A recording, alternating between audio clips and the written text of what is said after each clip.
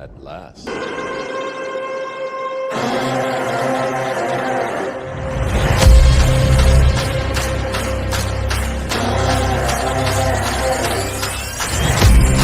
The king's back and the throne's mine. The future's here and it's my time. Straight shot, going for the head with it. Take his head off and say that I did it. Good riddance. Say hi to the bad guy, I'm back in business. If you took what's mine, I'm back to get it. There's nothing you can do, I'm back with vengeance. Now turn me loose. Now turn me loose.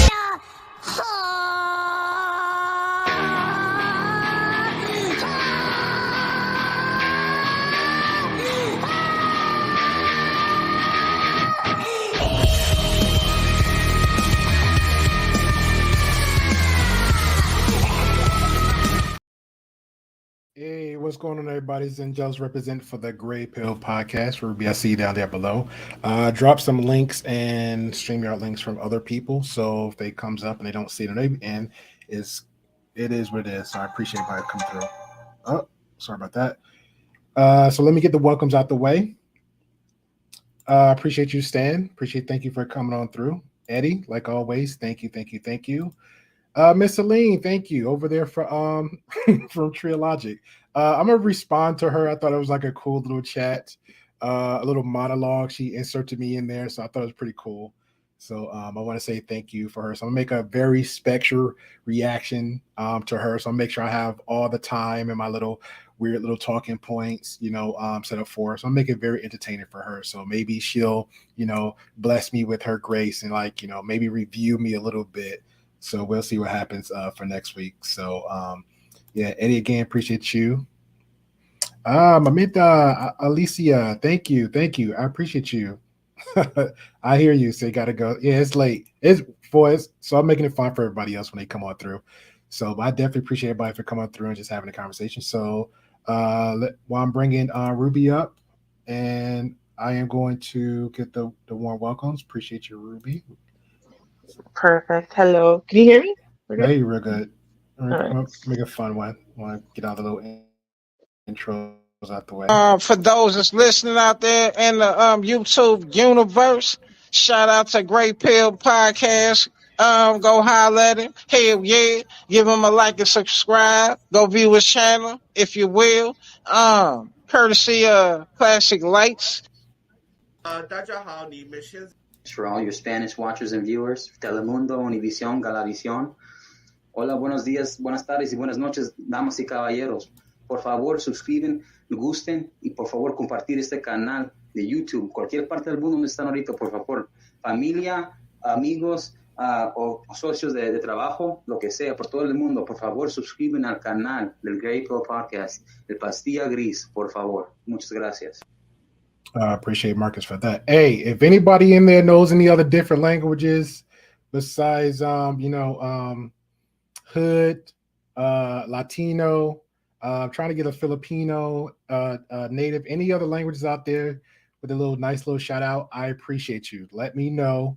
You definitely could email me the audio, a nice little, short little intro, welcome to the Gray Pill Podcast. Hit the like, subscribe, and all that good stuff in a different language than English. I would love that. That's my goal to pretty much have every language in here. I appreciate you, New York. Yeah, you don't want to see his wedding. It's gonna get fun one. But I actually want to add some context too. So, because a lot of people don't know who Donavan Sharpe is, and I just don't want to do like me and Ruby, give like our perspective and our story of like what is Donovan Sharpe, because I feel like it feels like a little projection, Ruby, a little bit projection. So I want to make sure Donovan have his own words, out his mouth, so people can hear it from himself. I think that's very perfect, for All people right. like that. Because it doesn't make any Mm-hmm. sense if I talk about somebody like, oh, you're just venting, you're coping, you're just trying to get it out there. They're like, okay, well, it's not me no more. I got a woman here. Then Ruby might say the same thing. I'm saying, you're being that alpha male, you're contorting her. So instead of us going through all of that back and forth, we're just gonna pretty much just somebody say hi to you. Okay. Shout out to Celine. Say hey, Ruby. Hey, Celine. Yeah, you know Celine from Shar's channel, which actually got me a little hyped up today because Shar hasn't done content in a long time, but she was just interviewed on Super Sly's channel. And so a bunch of things came up, including Donovan Sharpe. And so I was like, oh yeah, I can't wait till I know Grayville's doing that this weekend. So I can't wait till we can go over there and talk about it. Because I need to see that because it was rumors about him. No, actually, it was MLD. But yeah, that's a whole other conversation. If I get some extra, real concrete information about MLD, then I'm gonna send it to an anti-passport bro. Because yeah, because there was rumors that he left overseas, so he pretty much denouncing the red pill in a weird little way. So he's like on the passport bro conversations. That's what he's on the channel. So he actually covered some few other people actually covered. So that's where he at now. So he's not trying to do the whole red pill transfer thing. So shout out to Angela Knight because she pretty much just sliced him a new one. Then after that, just went from every other content of him in the past moving forward, and he's done. He tapped out on mhm. that. But I heard a rumor He that had no choice. he had no choice. Yeah, and it was crazy because him and Saint went at it, and Saint and I'm like, bro, really? Saint the Sinner just lined him up. So yeah, it was rumors of him going overseas and doing some really shady stuff. But I had the pretty much the back end private scoop of it, and Mm, I didn't feel comfortable. They didn't feel comfortable like putting out the personal business out there to actually show those receipts, which is fine. So I'm just actually want to see when he actually do some real silliness like he did in the past, but he seemed like he's been very low key. Let me just stay in the radar. Let me just stay in my lane, which you should. Fair, you mhm, should. But don't be speaking out your mouth when you know that you're not that type of person and you're saying you're like A, you claim you're high value, B, you getting all the ladies, three, trying to give all this relationship advice when you're like the biggest hypocrite of all, and then you run around wearing diapers instead of just doing the actual work. Then you're trolling other women like Antonite and their on their or some other channel and page in the chat room, and then next thing you know, you actually come on the show the next day and claim that it wasn't me, and then all the women, even the host from podcast, like, no, it was you. We saw it. It's verified, and then you get checked. Then now you want to run off the panel like a little girl. Then you mhm, tell other women on whatever podcast, especially when a woman says, asks you like, hey, so what do you recommend for a woman that, since y'all don't believe in divorce, y'all don't believe in separating, so what do you suggest for women, married women, so much to say, hey, you know what, I'm in an abusive relationship, and all the gentlemen's like, endure it, endure it, mhm. endure it. So yeah, you get exactly what you get exactly. Yep. So crazy. But if I ever catch him slipping, he's gonna be another one. But yeah, so appreciate you, Celine. She said, yeah, Shars. I'm gonna definitely make sure I get that link from Ruby so I can check that out. Appreciate you, RT. Appreciate you. Welcome. Welcome, welcome, welcome. So all right, so let me share this. It's gonna be about a good 10 minutes. Just again, this is all context of we're gonna show about Donovan Sharpe got married. Just a little context of who Donovan Sharpe is, him and his red pill wife, so everybody can get pretty much have a little flashback. Now, the ones that don't know, you're pretty much gonna get caught up on some of this. So let me go ahead and share this. All right. And shout out to me doing that good old editing back in the day. This is like 8 months ago. It actually was like a year. There's a lot of collaboration of stuff that was accumulated about Donovan. And then I said, oh, let me get on my editing game. Mhm. Again, a year. The Let me wedding get that back on wasn't that. even a wedding. was a few days ago. So that's not what we're talking about. Yeah. Oh yeah, man! I saw a lot. I ain't gonna lie, I'm so in Twitter now. I heard, seen, and saw a lot. But yeah, go. Let's get this. Let's do the Lord's work. I'm not trying to be mean spirited, but you married a single mom. Like post-wall women, they get married all the time, but the men, they big males, they're pushovers. They're not real men. They're not the men that arouse the. Devin is one of just a few older women I've dated who didn't have any kids when I met them. But again, they're the exceptions. Devin is my girlfriend. She is not my wife. We have never been married. She is not a single mother, and we have not adopted anybody.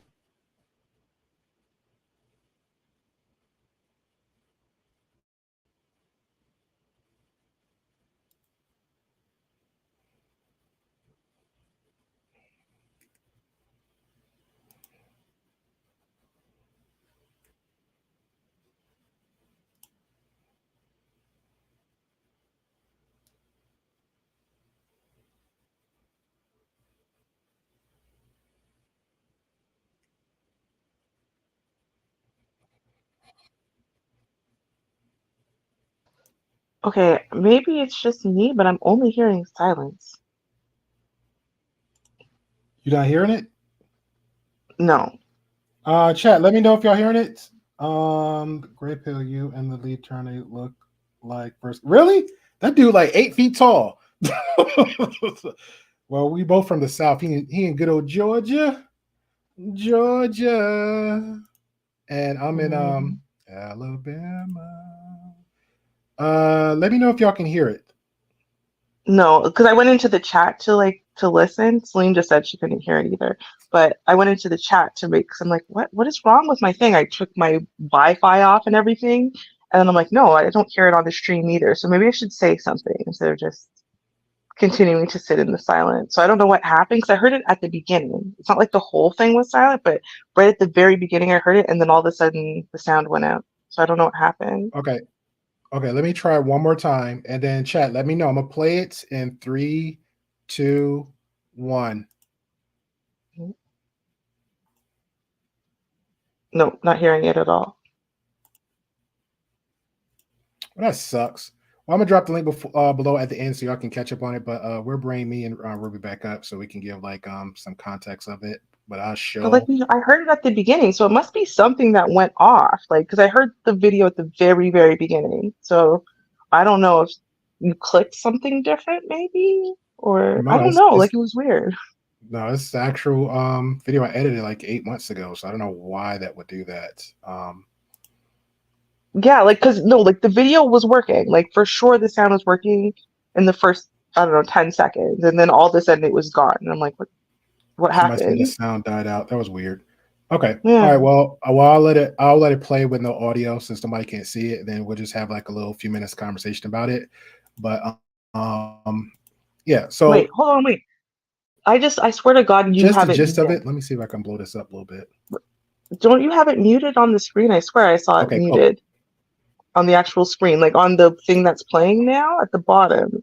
Yeah. Isn't that I just muted it now. Yeah, I just muted it now. Oh. It's unmuted now. Let me play. I'm gonna try one more time. 3, 2, 1. Oh, never mind. I was so hopeful. Okay. Never wrong with that. Never mind. Okay. All right. Yeah. I'm just playing it, no audio, so we just give context to the conversation. All right. So and Ruby can check in and correct me on most of the details. So pretty much what's showing here, and I'm gonna show the link. And there's another content creator. I think he goes by the name of right here, the Red Pill Explain. That's the name of his channel. You can go there. He actually gives intricate details about Donavan Sharpe right here, pretty much lying, saying that he was single. The woman that he's with, he pretty much lied to her, said it was his girlfriend. He also stated that the woman that he's actually with for about 10 years plus, she has a child. And that child's not related to Donavan Sharpe, but he married a baby mama. So all the stories that he was talking about, high value, all the conversations he was talking about, like what women should do, how they should be single, submissive, pretty much a virgin, no children. But the same context, he was actually married to a woman at that time, with a child.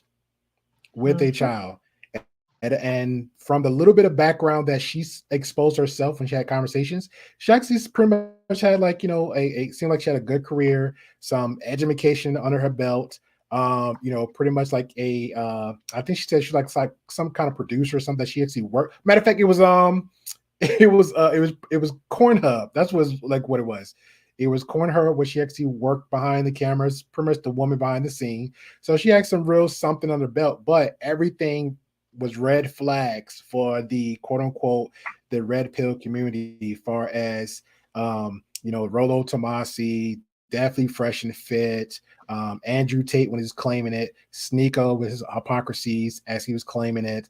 All those major guys in red pill was pretty much saying this is the type of woman that that they doesn't deal with. And then right here, this is pretty much like, let me show this right here because I have a pause just to give the math of it. 20 years. The age is between 38 and 41 years, 45 years. This is when they was together.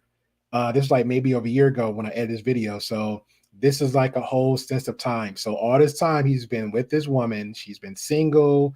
He's been married to her for the longest. She was and is still a baby mom, but they're married now. So he's claiming the kid finally. So everything else that he did, he pretty much just lied on. So these are pretty much the whole context of it. You know, let me know, Ruby, if I lost anything out the translation, if you want to add something there.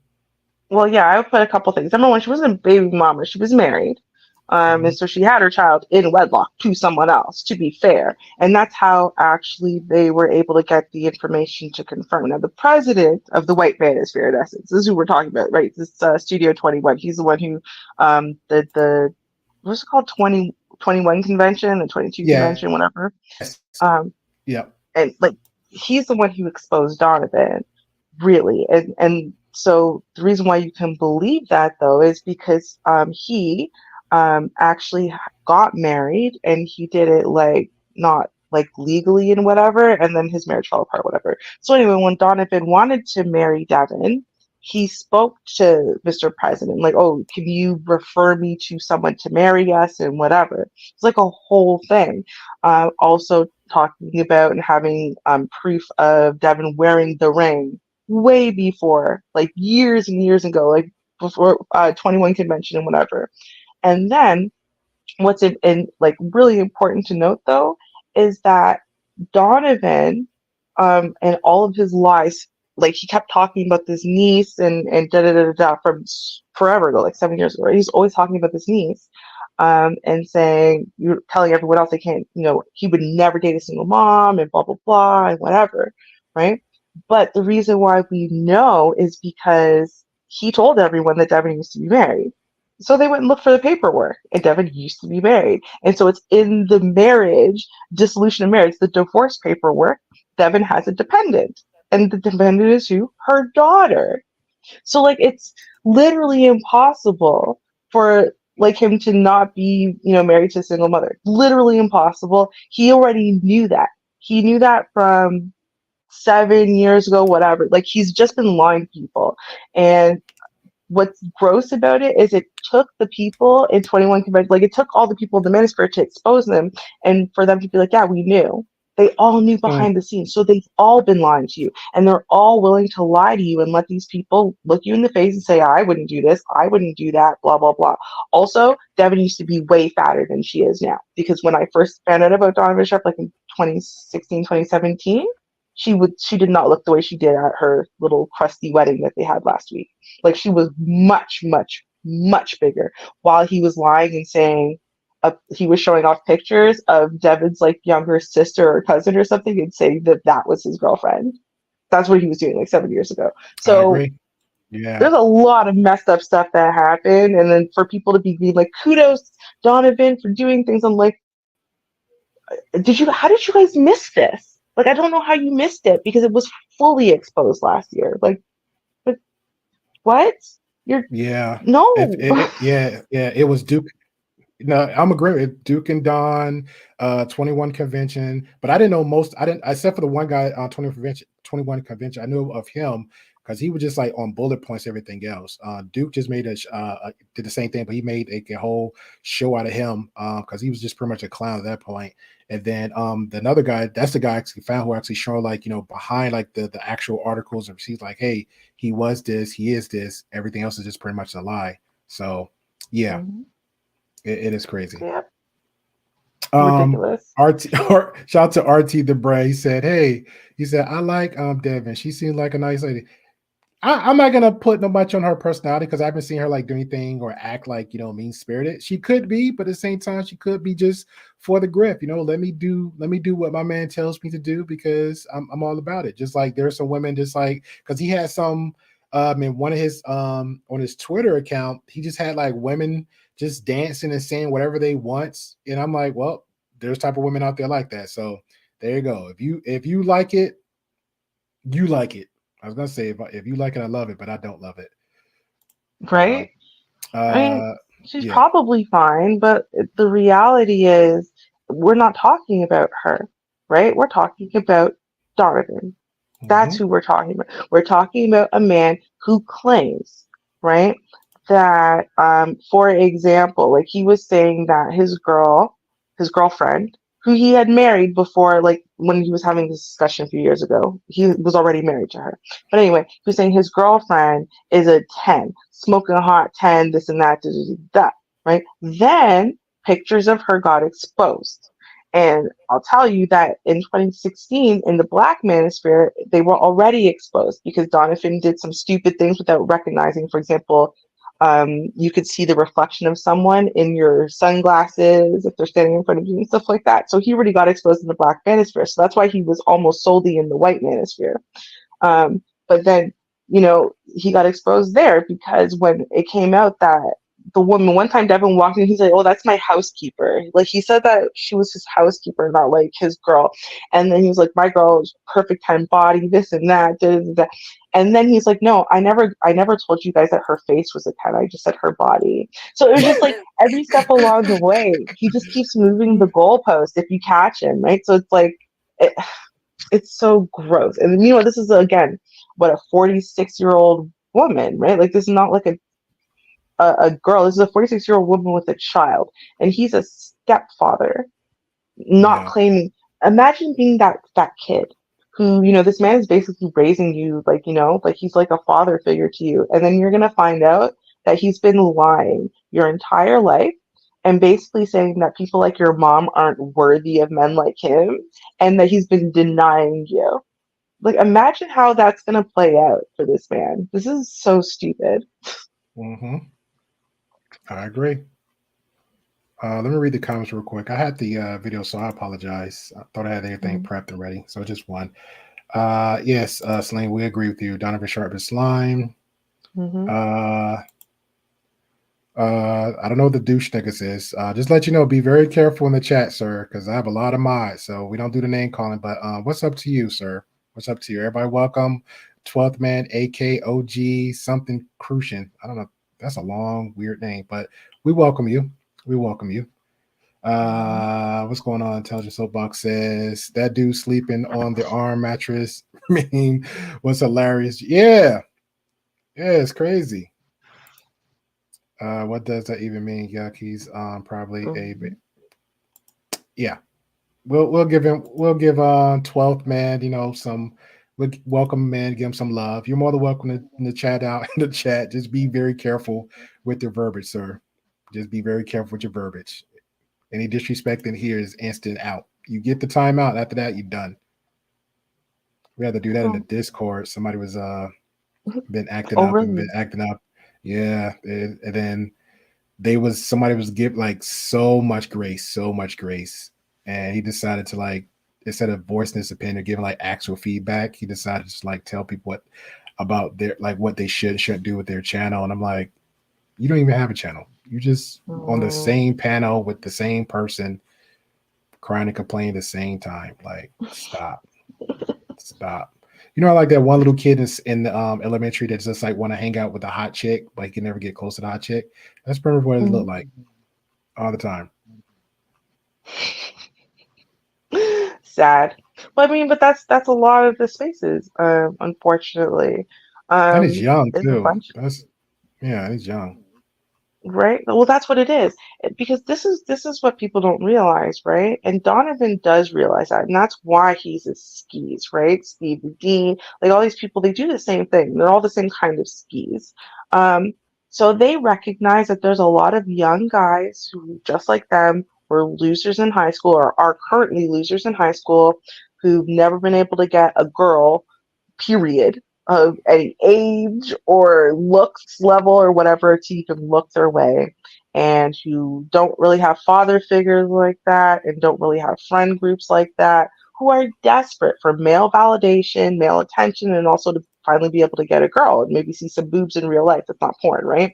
So Mhm. they recognize that, and that's what they're playing on, right? So it's a twofold experience because people like Donovan try the dating game. They're not great at it, right? Which is why they then go into somewhere like men's rights activism, or by telling them, oh, the modern woman. It's not your fault you're failing, and it's not my fault that my course is failing, right? It's modern woman, right? This stuff should work. You should learn it because it should work. And if the modern women weren't so modern, my techniques would work on those modern women, right? So it's all this setup, right? To basically take this young, vulnerable population who's just looking for a little guidance. They're just looking for a little help, and they just want to be successful. That's all.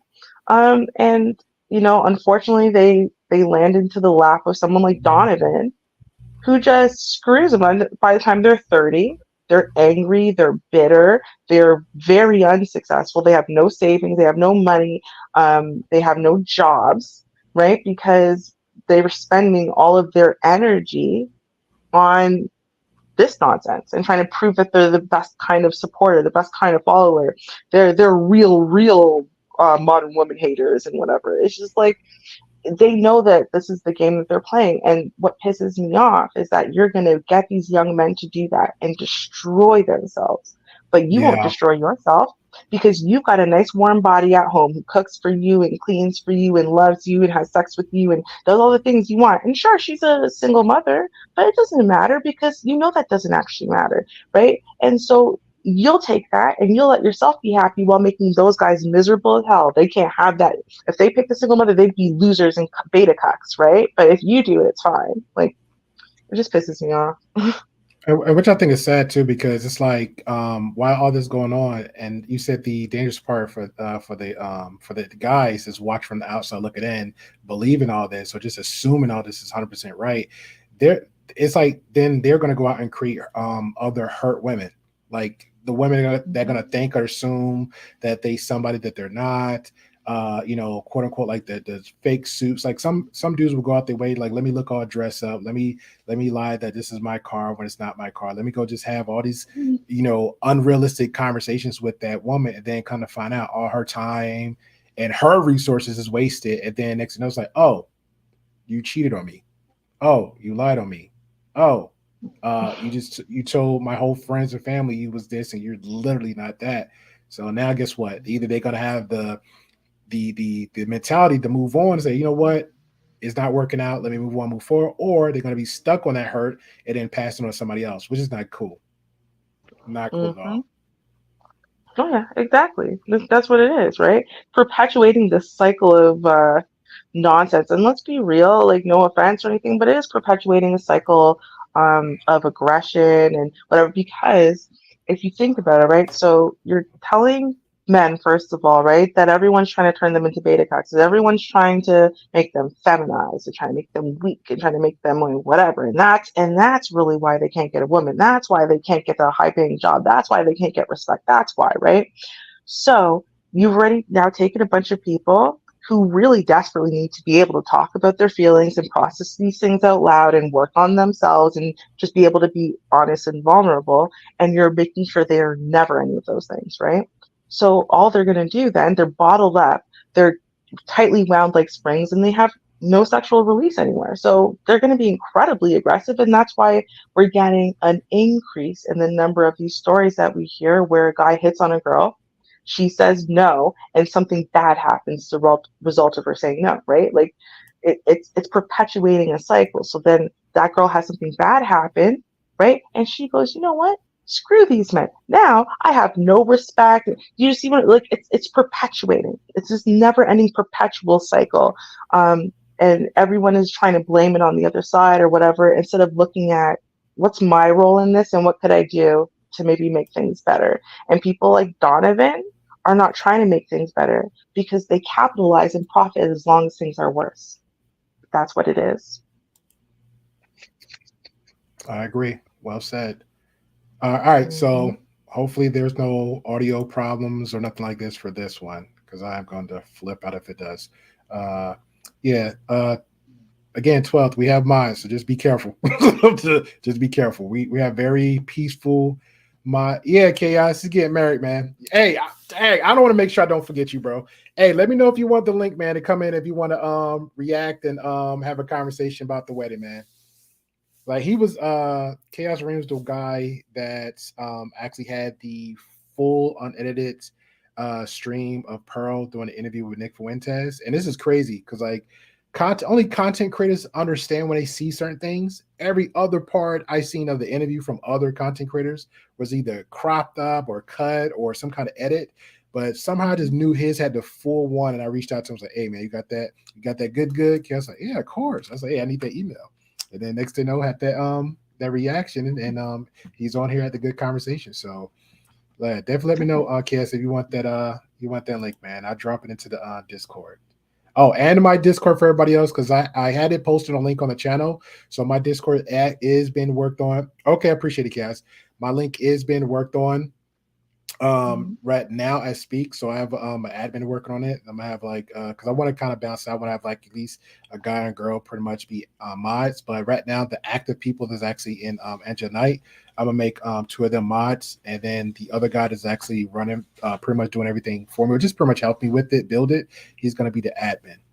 But once I start figuring out everything, then either he's gonna like go his own way, which have his own Discord, or just like still be admin, just leave me to it to do it. And if I have a question, whatever, it'll be him or YouTube.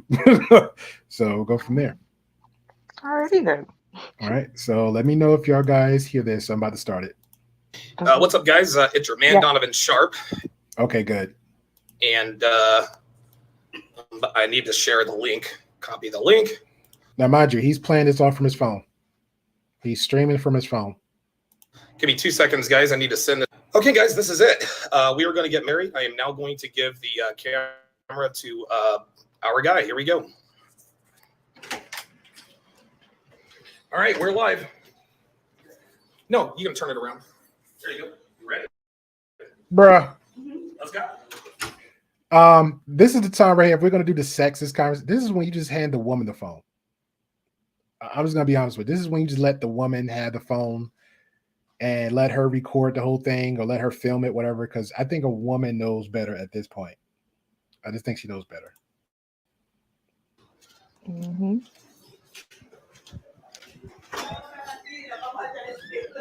Okay.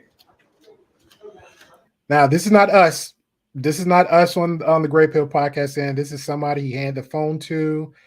Just happened to be a guy, and he having it upside down while she's holding the water bottle in her hand. So clearly, it's a guy problem. The men we're losing the point right here. So, but to be fair, this is a red pill guy, so it has nothing to do with all men. And we're gonna watch him in his little grapey shirt. Yeah. It says orientation is locked here. Yeah, you can't do it inside. And here we are, guys.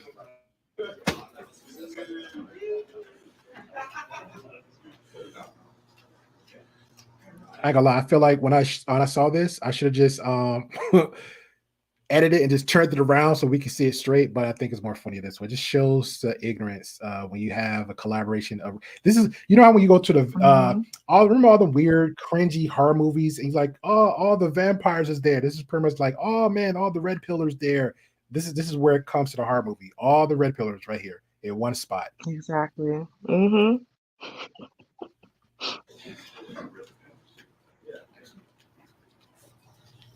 All right, guys. Welcome to our wedding. This is Okay, she look a little bit fit over there. Let's go back over there. All right.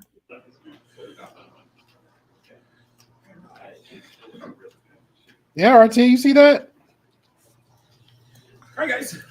Donovan put her in shape. Look at that. Donovan put work on her. That's all you, RT. All you. Blew my mind. Yeah. Welcome to our wedding. This is going to be a very sort of informal thing. There is no what do they call it? An officiant. Pastor. Yeah, I'm the officiant. Okay. I'm the officiant and I run this. So we're going to exchange vows. She's got a few words for me. I've got some words for her. All right, RT. You can't big nobody up and then put them down at the same time now. Shout to RT. RT says she still has the old lady's skin under the neck, though. You can only see it at certain angles. Hey, everybody gonna get old, man. Everybody gonna get old, man. Can't do that, yo. Everybody gonna get old. Mm-hmm. You can't love them, then hate them. And then I will, by the power vested in me, Donavan Sharpe. What? She's your wife. Oh, that was it? Oh, let's read them. Okay. I'm the officiant and I run this. So we're going to exchange vows. She's got a few words for me. I've got some words for her. And then I will, by the power vested in me, Donavan Sharpe. She's your wife. Yeah,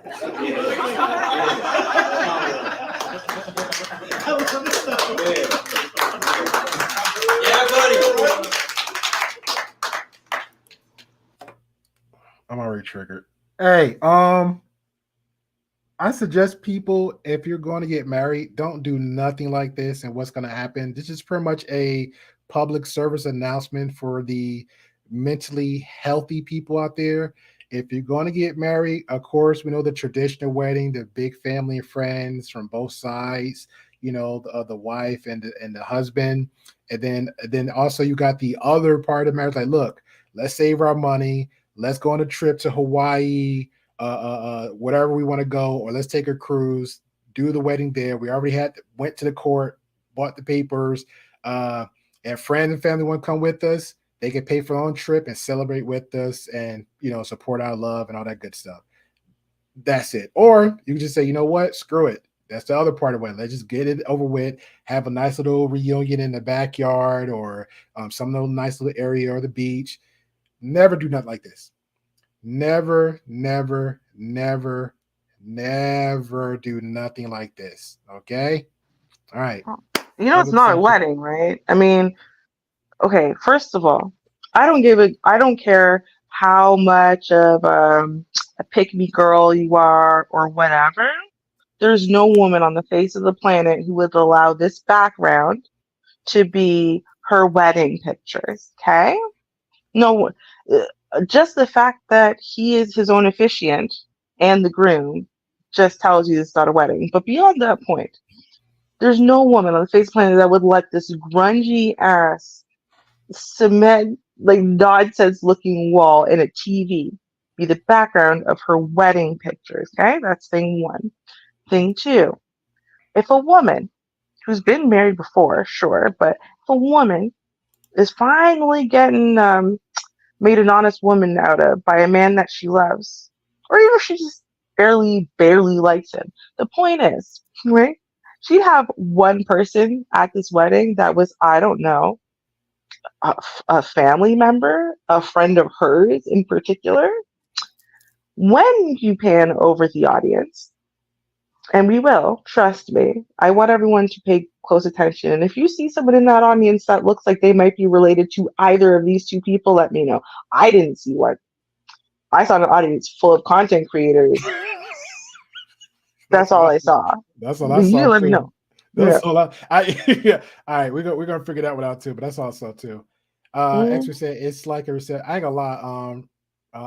X-Ray, this is the worst reception I've ever seen. I've seen some really poor ones. At least at the receptions I was at, they had food. Right? This chick only had a bottle of water, and she was walking. No music playing. That's the very least. I would even give it a pass. It was the ghetto version of the reception / wedding, right? So if she was walking with him, the camera's upside down, at least there's been some kind of music playing. Like, oh, play my favorite music. Okay, doesn't matter. Put that speakerphone on, baby, your phone. Let's go. Maybe they would have played some Bone Thugs or Harmony. I don't know. I'm just guessing. But the very least, play a song. That was like what, 2 minutes? Yeah, like a good 1 minute, 2 minute walk. Play something. Play something. Tech. Something. Jeez. Right. Anything, please. Please. At least fake the vibes.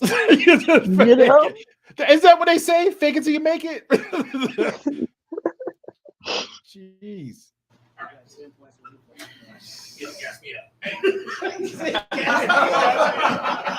Go. Ready? I'm ready. Each day, when we wake up, we choose one another. You have taught me that the rent is due every day and not to take things for granted. A healthy garden takes watering, pruning, and attention in order to flourish. Thank you for demanding the best in me always. I promise to stand beside you, walk behind you, and be your What guide. the crap? Hold up.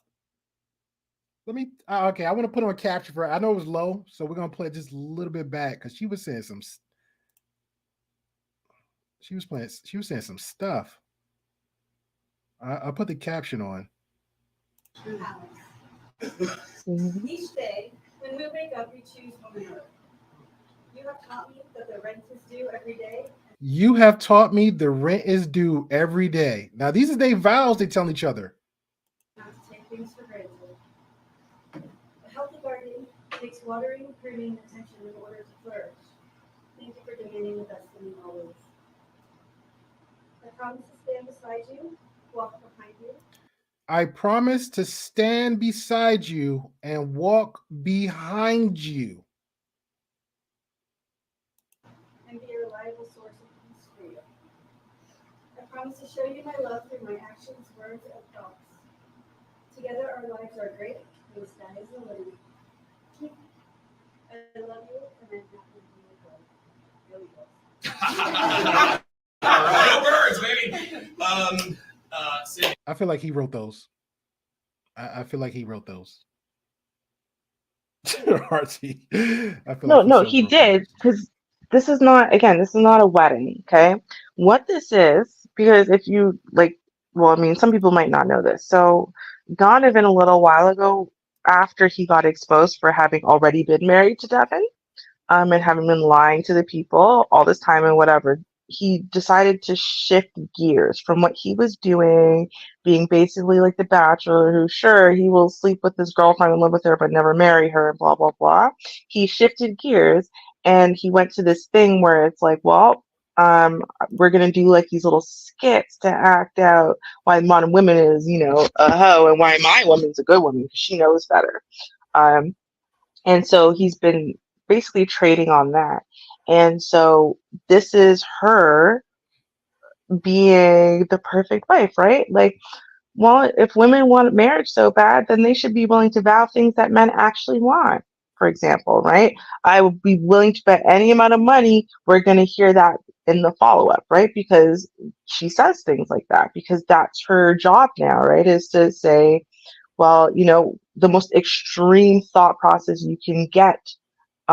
She just, she says it, whatever it is, right?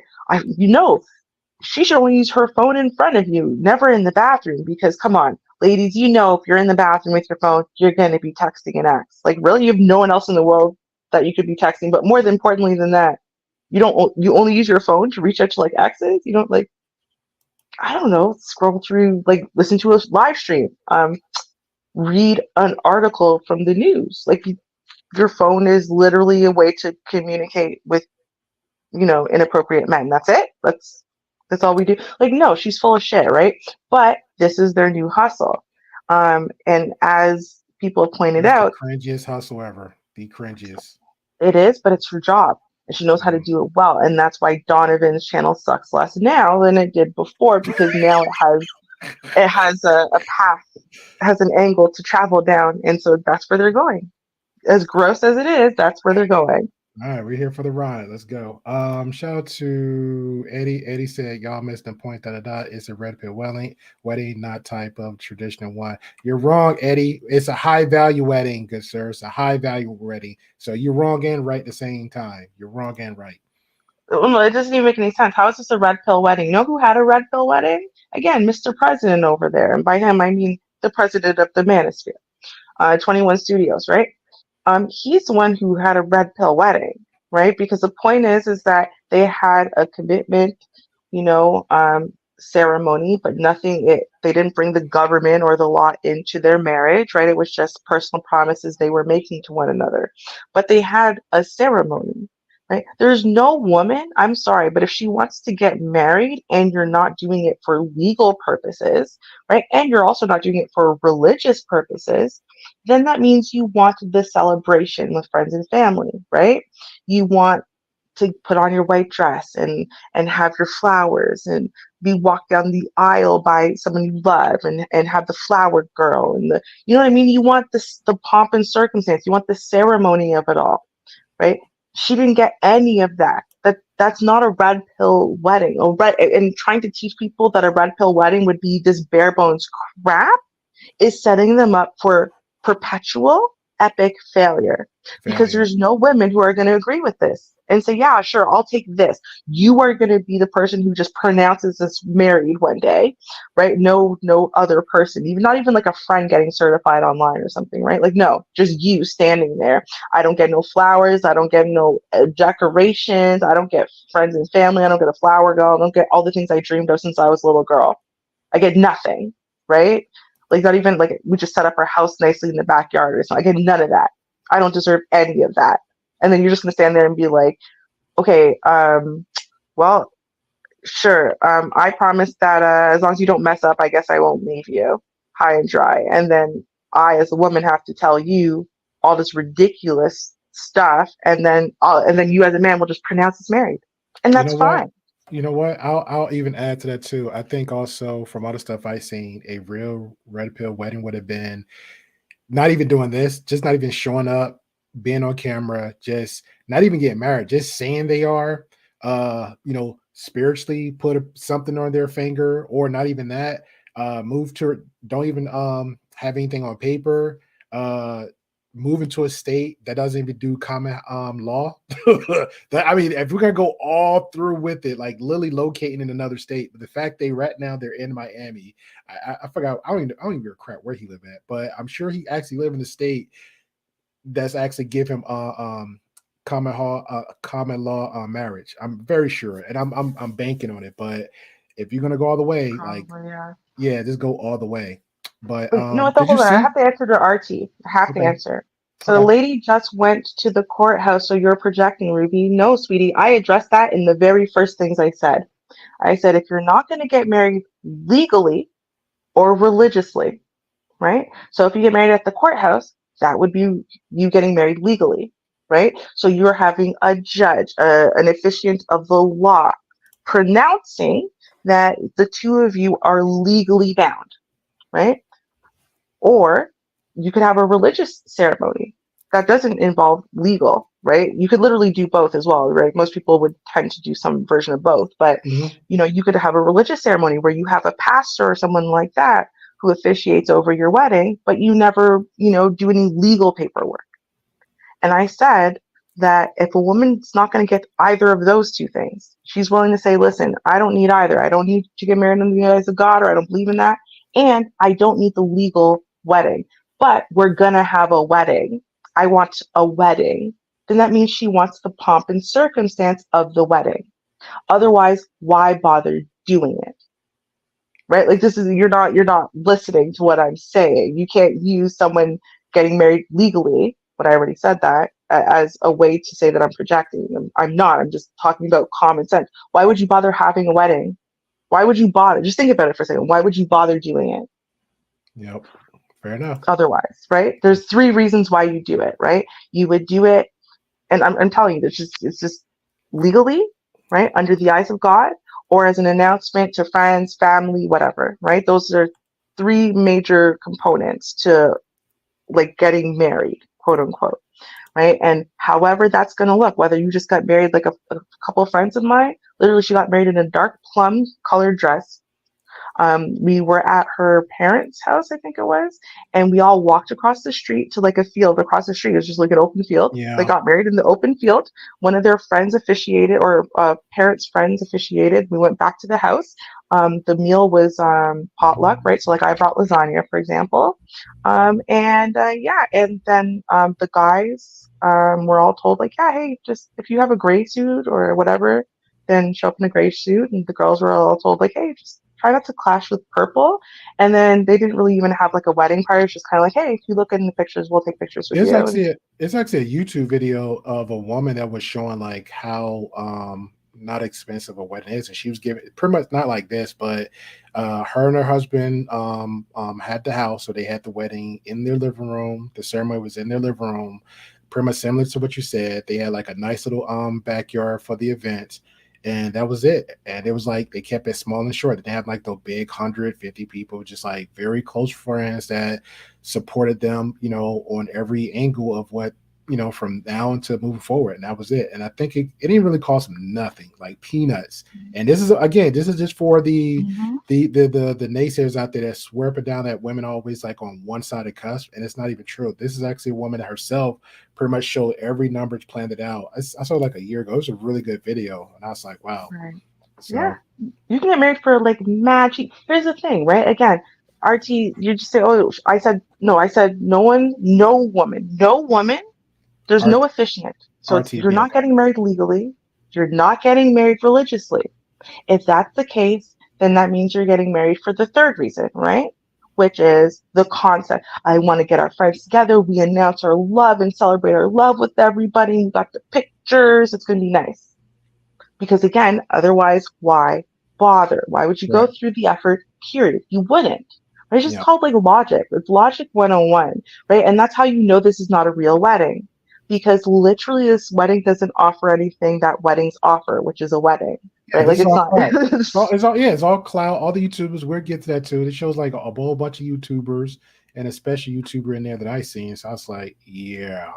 And another YouTuber, he claimed like he's been on this platform, and I didn't know he was there because how they showed it, but I actually found out he was actually there, and I was like, which is I'm not even shocked. I'm not even shocked. All right, let's get it. I would go there. Hey, listen, especially if you're like a smaller channel trying to build, I would go for sure. I ain't gonna lie, I would go to just to laugh. Right? I would go, but this one I would go just laugh. I would go laugh. What you doing? Well, I'm in Miami doing another week. Hey, Donavan Sharpe got a wedding. Sure, okay. It's been a hell of a ride. And the way we met was very unorthodox. Our relationship. I would love to know how they met. I would love to know. It's very unorthodox.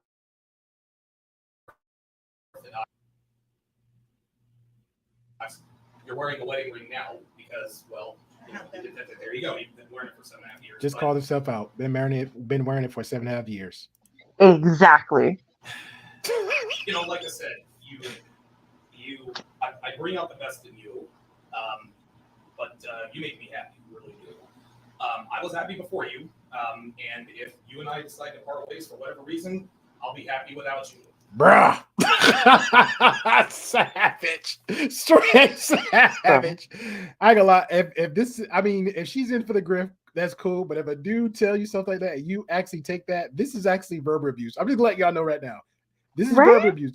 If she wasn't on the same script that he's on, this is actually verbal abuse. Take notes. Right? At the very least.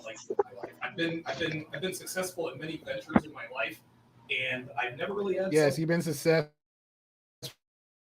when he stole from his father. Yeah, he is very well. Not technically, he wasn't because his father caught him and he got charges, so he was in prison. So yeah, exactly, not successful. No, he also wasn't successful when he did whatever with that other girl. Ooh, yeah, that's true. Right. To the woman you are today, and I'm glad that you continue to hold that standard.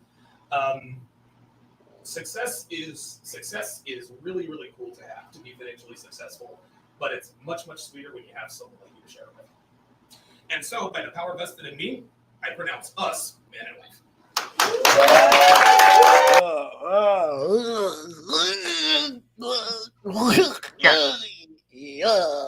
All you, RT.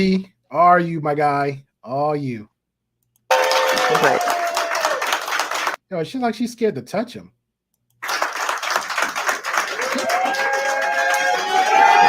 I ain't see no tongue, RT. I'm giving that information out for you, buddy. I don't see no tongue. You ain't in love if you don't get no tongue to your wife now. I'm go ahead and let all y'all know. First, y'all been doing y'all do for the longest in the wedding gear. You want to just go all in and show off to the public, especially a traditional wedding. Yeah, she getting that tongue. I'm letting you know, I'm squeezing booty cheeks, tongue going down the throat. Like, yo, girl, I love you. They all know you mine. Love you, baby. There you go. This is all so scripted. Right?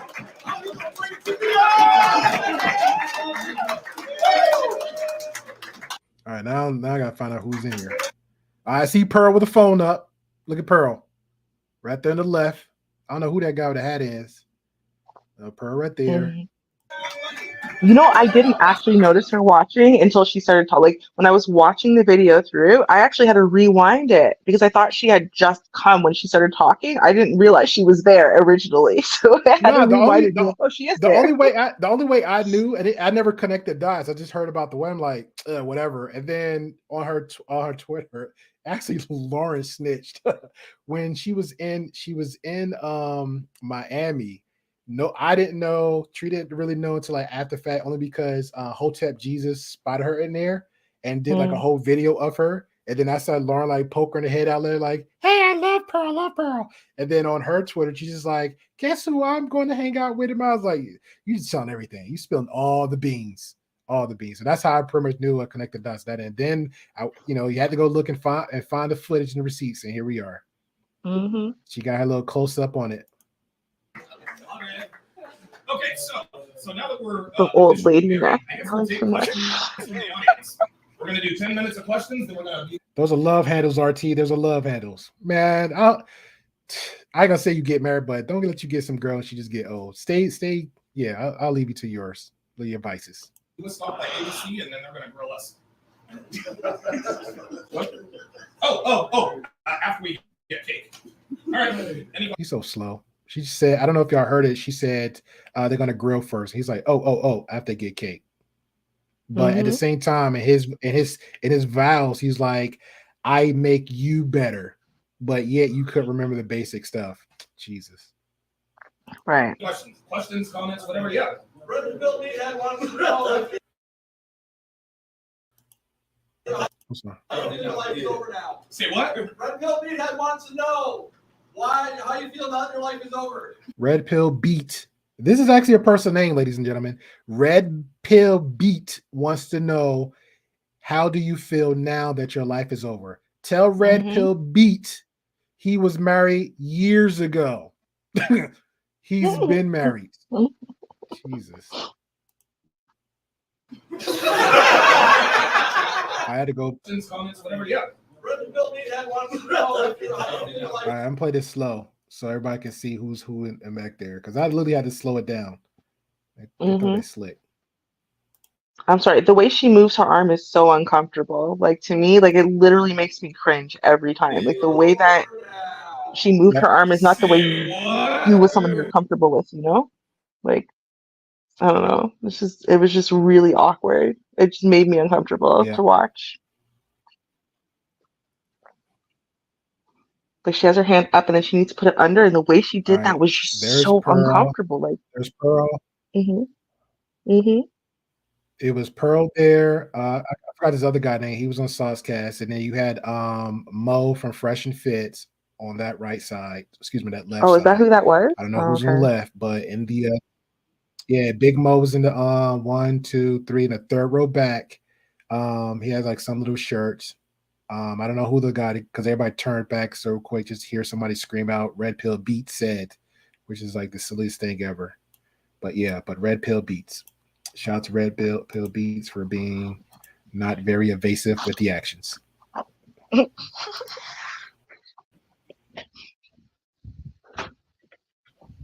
what? Red Pill Meat wants to know how you feel now that your life is over.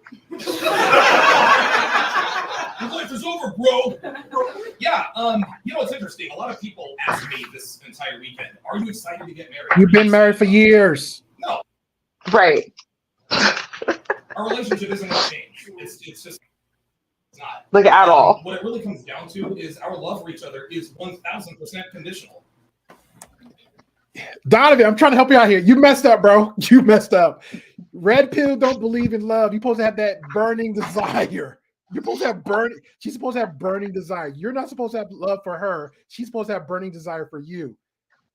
Right. Well, no, that's why he made sure to tell everyone that his love for her is conditional. That's why he said it, right? Because even though we all know it's not, because he was with her when she was significantly heavier than she was now, with sagging boobs down to her belly button and dressing around like a hobo around the house, not attractive at all. And she had a kid, right? And we know he loved her then. So obviously his love is unconditional, but he can't just say that and be honest, right? He has to say his love is very conditional, very. She's got to stay hot. She's got to keep cooking and cleaning for me. She's got to keep sucking this D, right? And that's the way he'll love her, right? That's he's got to say it, but it's all bullshit. Just so we're all clear, all of that could not be true, and Donovan's still gonna love this chick. Bet. Jeez. Yep. It has to be. You don't deserve love just because you think. That's a good question, RT. Where's Ro Tomasi? And where's Fresh and Fit? These supposed to be his boys, right? These supposed to be his boys. That's the best question all day. That was the best question all night right there. Let me go ahead and pin that one up. We're gonna just for the freebie. That you sponsor right there. That was the best question right there. And Fresh and Fit, where are they? Where are they? DJ Academics is the person I saw post this though originally. Post about it, right? He's the one who I saw post about it, but I'm like, but he's not there. Yeah, he's gonna talk about it. Oh, he's gonna get his tea. He's the worst. He's him and Rolo like the biggest girly gossipers ever, and they are. Hey, what's going on, Realistic Vibes? Appreciate you for coming on through. I know you are a happily married woman, but I don't know if you might learn some new skills and techniques in the marriages of what we're showing today. Like, if you like to pass this along into future generations, I suggest not. But hey, we are here for right. Yeah, I don't recommend this to nobody ever. You do. You got to work for it. You know what I mean? The reason she loves me is because of what I bring to the table, and I love her because of what she brings. Bro, y'all literally got 50-50. Like, stop. You really got 50-50. Anybody watch any snippet of his videos when he's walking around? And I'm not trying to disrespect anybody's house. Even if you got a one-bed apartment, even if you're just sitting in a four-room wall house, it's yours. You own it, it's yours. I'm not going to hate on nobody for that. But the fact of the matter is, you sitting there acting like you got a mansion, but as soon as you walk past, it's like a country house, like in the South, in the redneck, red clay dirt vibes type house. Like soon as you walk in the living room, the washer and dryer is right there. The living room's right there. When you walk down a little bit, the kitchen's right there. The kitchen is next right there to the bathroom. Like, stop playing, bro. Like, stop playing. And then when you open the door in the house, and rest assured, that's the one thing I will give him that. He trained her to put her into working out. And when he's walking around with it, while he's still the same shape he walking in, she's in some room with just pretty much a treadmill and doing her thing. Bro, too bad. Yeah, I'm gonna stop because I might be projecting a little bit. But no, stop it. The table. If I cease to bring to the table what I bring to the table, she's got to go, and vice versa. So I love Devin to the moon and back. I really do. No, you don't love her. You're red pill, bro. You're red pill. You don't love. And we like to talk like, hey, maybe this will work, maybe this won't. No, you're messing up, bro. Y'all don't talk. She gives suggestions. You hold it. You take it in consideration, and you lead her with your ideas. You're doing the red pill wrong, sir. Pretty good feeling about this. I think we've done the work necessary to cultivate a good relationship. But the reason why I decided to do this today, Pearl, you actually asked me this, is because she deserves. Pearl had a hand in this. Pearl had a hand in this. Probably. No, I know the grift is like on level 9,000. You guys who have followed me for years and years, you guys know she's been there from the start. She built the website. She runs all of my back end stuff. And as uncomfortable as she is on camera, she does it anyway. Trust me, John, she does not want to be on camera today, but she's going to do it anyway. So I'm very, very appreciative of you. You make me look good, even when I don't look good sometimes. And Pearl do look comfortable on the camera because she's always in front of every other camera. And that's really, to me, that's what love is all about. And I want you guys to understand that unconditional love is not for men and women. It's for children and pets. Okay. I'm so write that one down. Unconditional love is for children's and pets. Nice. I ain't gonna lie, Donovan. You know what? I actually agree with it. Hold on. I agree with that. Okay. And I'm going to explain what I mean. Not as far as you feeling unconditional love for other people, but as far as you relying on it and being owed it.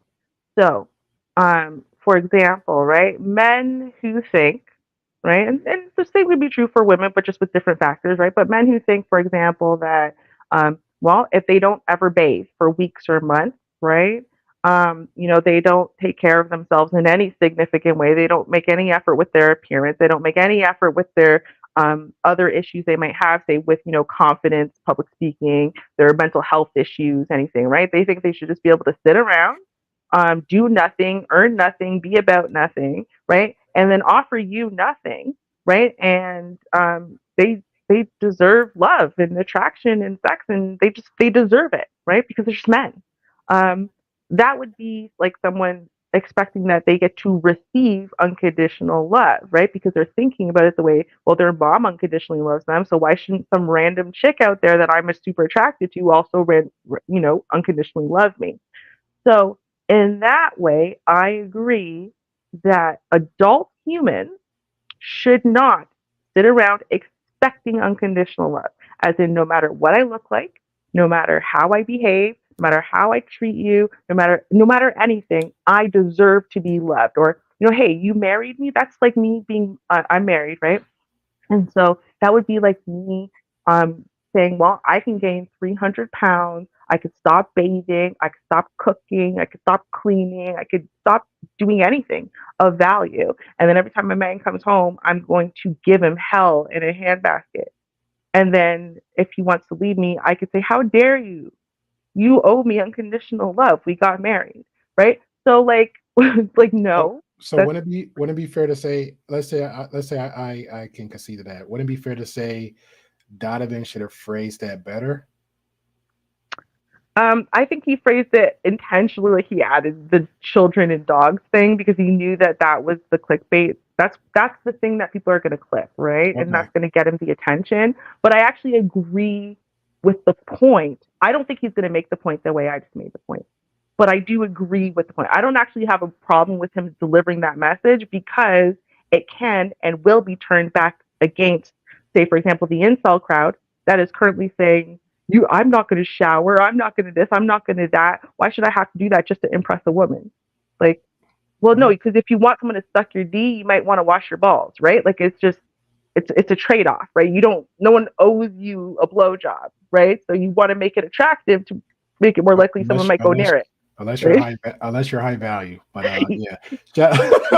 Shout out to other people in the chat. We have more people in the chat. I appreciate y'all guys. Again, if you're new, like 12th, I appreciate you. Definitely hit the subscribe button. Make sure to hit the all bell notification because it helps out to get alerts all the time for ongoing content. We have group conversations every Tuesday. Oh, I have a great one for Tuesday, Ruby. It's gonna be like a mentally stimulating me type conversation. So I actually want to give. There's a few questions in Discord that we had. Some really good questions for warm up, and I think this one may be a good one too for everybody go around robin for the conversation. And shout out to Cheeky Banter because he actually came back on his platform and had like a really good conversation. I don't care about the topic, but it went to a whole very, very good in-depth conversation. So stay tuned for that for Tuesday. Appreciate you again, Realistic Vibes.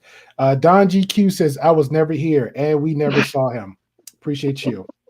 I ain't gonna lie, that kind of like my low-key Instagram. Like I would literally repeat that in Instagram on people reels, and then they'll just like, I don't know where I get mad responses from it. So I love it. but I That's stole it. funny. I stole it from you, Donna. I'm all you be I never hear on YouTube. I never hear on Instagram. And and also I have to say, Mackenzie, you and I are like the same soul because I was the same way. I didn't really care about most details, but I did care about the ring I was gonna have to wear for the rest of my life. Right, like that's worth investing in because that's beyond my finger. It goes with everything, and I'm gonna wear it forever. Right, so I care about that.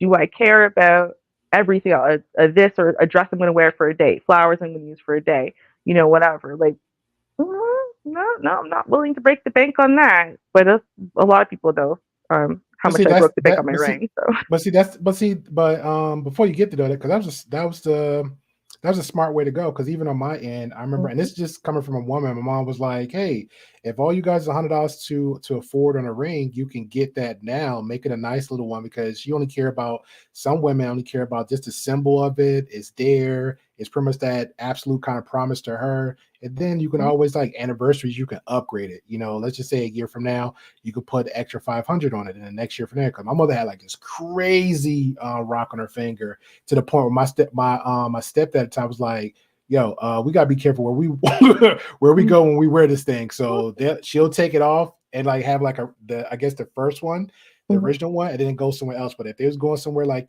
just for them look more formal, she'll put that on. Or she'll go from back and forth. But if it's like somewhere, it's like, nah, we got to think twice before we wear that sucker out. But yeah.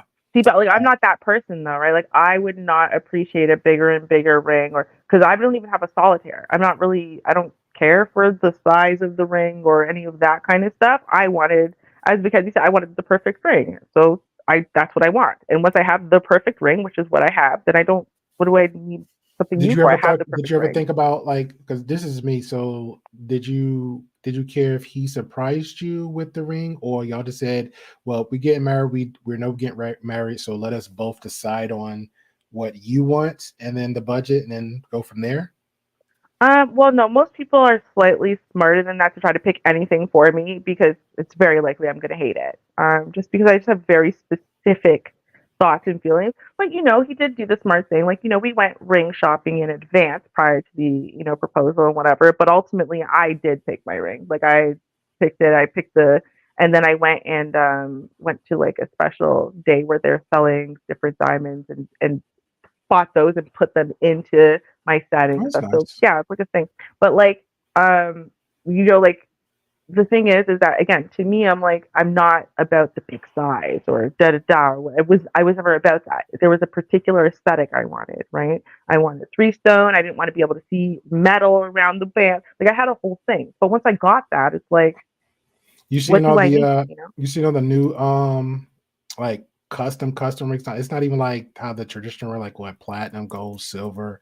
It was like they either have like my homeboy, he actually will make like wood, like rings out like this special type of wood, and then you have like these special type of materials like was like emerald. Then now they got these little weird little metals bands like wedding rings. You ever seeing those? Oh, Yeah, no. it looked really cool though. It looked really cool. That's So I think that's what they're hmm. jumping into now. But all right, I back think that's into it. neat. Yeah, I think that's neat. I think for me, what I want, right? Well, what we want, right? So, Mr. Reeves is really into space and stuff like that. And then I found out about like a diamond-looking stone. It's not a diamond though. I can't remember what they're called. Um, Meg, I don't remember. But whatever Okay. that stone is called, the point is, it looks a lot like diamonds, only it's harder than a diamond, Yeah, actually. Mackenzie, when I get a chance, because a friend of mine that he's in Oklahoma, because he actually makes them because he technically he owed me one because he was asking all his friends for like sizes because he does all this weird stuff like he'll make like food from scratch. He actually builds like he built like a homemade oven roaster or something like that. So he actually did a ring too. So I'll try to look because I know he sent me the pictures. If I find the pictures, I'll post them in the community tab and like just tag you or I'll leave it up for a day so you make sure you can see it. But I'll leave it there. But if I find it, I'll post in the community tabs. Like these are like some of the custom wedding rings that he actually made and handcrafted. It was really cool. It was like some kind of wood that lasts forever, but he had like this cool little glaze, whatever, over it. And he was asking everybody like their colors because like mine is pretty much like I like an emerald green I don't want like an emerald type moneyish type green. It's like weird greenish color, but actually like it stands out than anything else. So if I find it, I'll make sure I'll look into it like before the weekend. I'll post on community tab so you can look at it. But they got and I'll post a link of like all the different rings I've seen online in the past. So yeah, so let's get it. Must be conditions to your love, and this is both men and women. You can't love a man who's not good for you, and guys, you can't love a woman who's not good for you. You don't deserve anything. You have to work for what you get. And just like Dev said, guys, I ain't gonna lie, that was the most honest thing here I ever heard him said. Guys, success is never, you never own success, okay? It is leased, it is rented, and dude, the rent is due every day. And if you don't pay the rent, every day, you get evicted. And so that's why we're here. Sure. All right, is that it? Alfie, what you got? I just want to say I'm not even getting married, man, but I'll do it like that. He already slouching and everything. And I know he got a beer belly. I apologize. Lord help me. Yeah. That was Alpha and Boss as fuck. Oh, well. So I'm an alpha male wedding, bro. Anybody else? Questions, comments? Yo, Big Mo. When you first said, you know what, she deserves this. How long into it was it? Mo, bro, come on. He said, okay, 7 years married. He Mo so lost. He a lost soul. About 15 minutes. 7 years.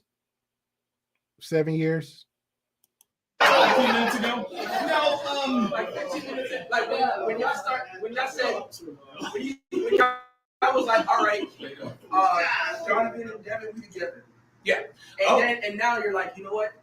This wedding, she deserves it. How long into it? Yeah. I think it was about maybe 6 or 7 months ago. Because people ask a lot of questions about our relationship. Why don't you? No, they don't. I promise you they don't. Get married and this and that and the third, and it's obvious, right? We just didn't want to get the state involved. But believe it or not, the one great idea they did another lie. They didn't want to get the state involved. We didn't want to get the state involved, but he was married legally. I'm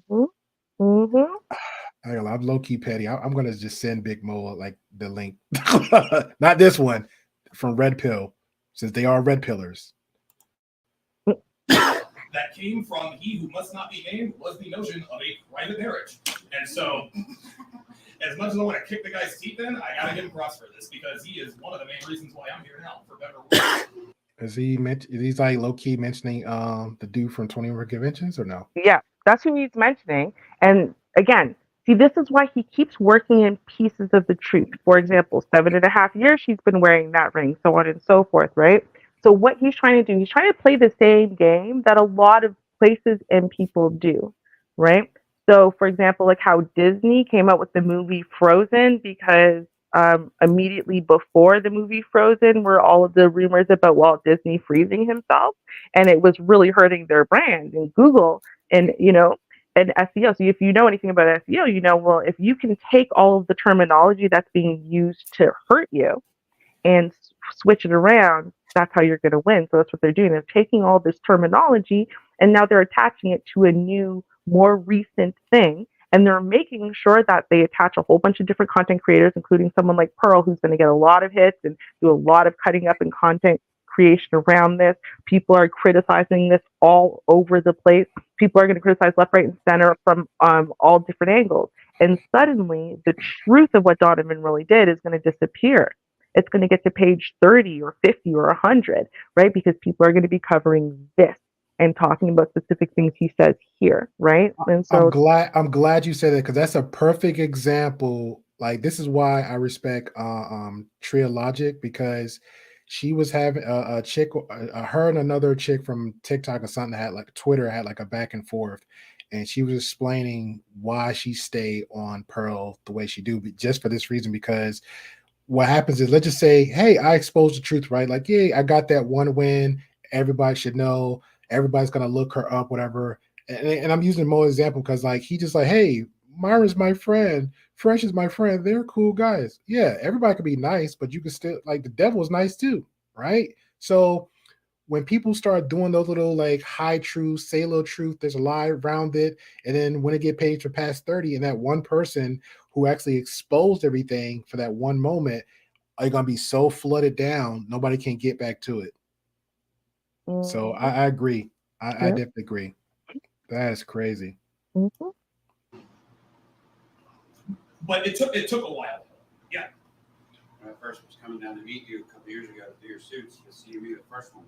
I don't know. I'm like, it's Donavan Sharpe.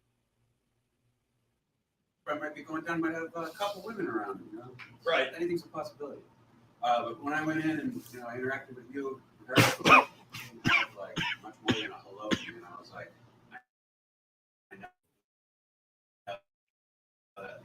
Here, like, Thank you. Much respect. Thank you. I appreciate it.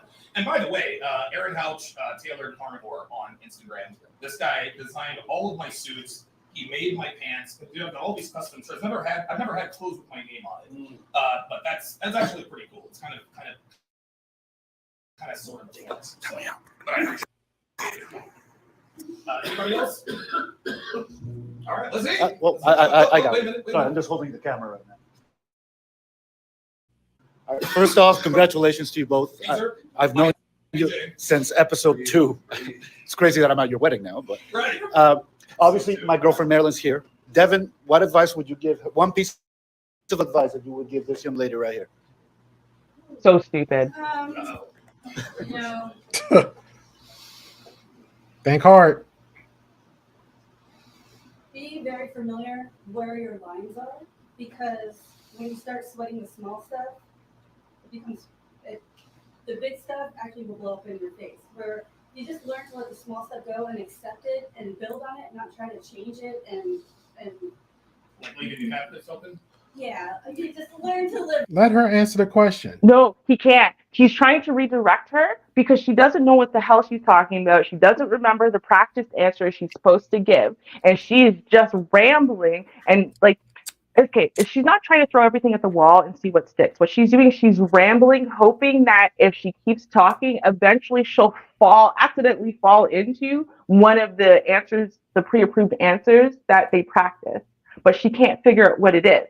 So Donavan has to play his role. So he has to keep nodding and whatever, because he has to pretend that she's already doing what he perfectly trained her to do, which is why he's marrying her, right? And he's trying to figure out, okay, what answer can I feed her so that we don't sound like idiots here? Because right now, she's not even answering the question. She sounds like a moron, and she sounds like she's the one who makes up the rules, which is the opposite of the picture he's trying to deliver. Right. So right here is where, if you guys didn't know, if you really thought, no, she really wrote those vows like that, and she really means all the things she says in their little skit. No, it's bull. And this is why you can tell, because as soon as she's asked a direct question off script, she can't answer it. She has no idea. And shout out to RT. He says that must be a Versace shirt Big Donavan has on. With all due respect, that is polyester from Old Navy, sir. Let's get it. There's something you gotta learn to accept, learn to live with, and focus on the good things that you are getting from it. And it's really important that one thing I learned is that you need to talk to yourself in the mirror like you're a friend. But a lot of times we don't talk to yourself in the mirror like a friend. That's some therapy. I told you, man. I told you. Therapy. Gets dumber. just to hide.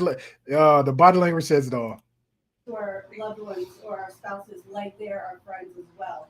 And I know that it's cliche to say treat, oh, I married my best friend and all this stuff, but the truth is that if you don't treat each other with respect, always, and that's why I said even in your thoughts, it will bleed through in your actions and your words, and it will start to deteriorate the relationship from the inside out. How about just being a genuine person? Like if I'm just respectful to everybody else, you're going to get genuine respect. But if you come across a disrespectful person, depending on how disrespectful, you handle it accordingly. Yeah, no, see, the thing is, though, no, she can't say that because that doesn't go with his rhetoric, right? Just like she was about to say, I know it's cliche when they say, to marry your best friend, but she can't say that because Donavan is very against the rhetoric of marrying your best friend. He doesn't want to. He's not friends with his wife. He has enough friends. Like literally, that is part of Donovan's rhetoric, right? That's a ridiculous thing to say. It's only something some dumb modern women say. So she starts going down that path, and then she hits it. Maybe I don't know. Maybe he squeezes her or something. But she was right about to mess up really bad, so she had to change tactics, right, and be like, but it's respect, because that's not what she was gonna say. She just didn't. She was gonna say marry your best friend, but she can't say marry your best friend because it's against the rhetoric. So now what does she say? I know it's cliche to say you marry your best friend, but you gotta have respect for each other, like even in your thoughts. What the fuck does that have to do with marrying your best friend? Excuse my French, but what does that have to do with marrying your best friend, right? Like nothing. Like that was nothing. Those were not contiguous thoughts, and it's because she was going to screw up his rhetoric. She does it a few times. It's like she just so makes him look like the lying fool that he is. It's amazing. Yep. That's wild. So if you have issues, meet them head on. Don't let shit fester. Excuse me. Don't let things fester, and just don't be afraid to say, hey, this bothers me, and but do it in a way that's respectfully timed.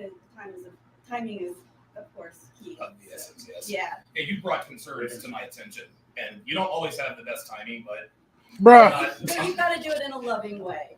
Like, hey, this is a concern of mine, not, hey, you did this wrong. I don't do anything. God damn it. Perfect. Thank you. Perfect. Appreciate that. Let's have a little bit of fun. Tell the people things that you don't like about me, like my idiocy. Watch.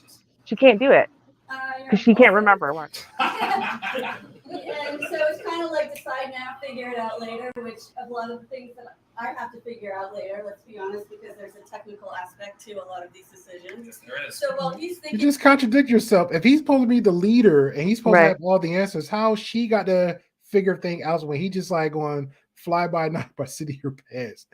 Oh man. Yeah. On the front end benefits and things, I'm thinking in the background, like, okay, how's this gonna work? How am I going to put these products together to sell the ticket with the product to make this happen, and push the notifications to the admin? What service do we need for this? And how do we stop this bot attack from this, and we lost this processor? So there's always things in the background that are going on related to business. Yep. And I love that about, because I'm good handling things in the background. I don't want to be in front of the camera. I don't want to. Which you are. And that's just always been the way that I am. It's not that because, I'm being a submissive girlfriend and all this stuff. No, it's the fact that even when I was working in the restaurant industry, I was working in the kitchen because I don't want to deal with people. But yeah, so me about you are things that I can handle, whereas the things that I think hard. I would say impulsiveness and shoot first, ask questions later, because sometimes you're not always right, but boom boom. I ain't gonna lie, anybody saw that roundhouse kick? I did. That was a quick footwork. Let's play back. I told you, man. I told you. We're like 11 minutes in. It's getting good. That's it. You can't let this girl answer questions by herself. You can't. It's not a good plan. You know what? That's the one I'm gonna keep my eye on. That's the one I'm keep my eye on from now on. As the things that I think, I would say impulsiveness and shoot first, ask questions later, because sometimes you're not always right, but but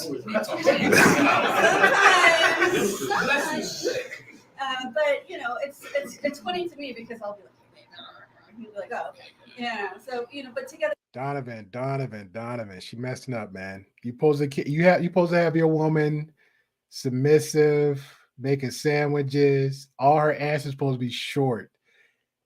All her answers supposed to be short. You are so messing up. That should have been like the first thing on the list of critique of what's to be said in this quote unquote dumpster fire of a red pill YouTube wedding. Look, if you're gonna talk, you got to look the part. You're that submissive woman. Speak less. I speak more. Matter of fact, he like the woman. He's speaking less, and she's speaking more.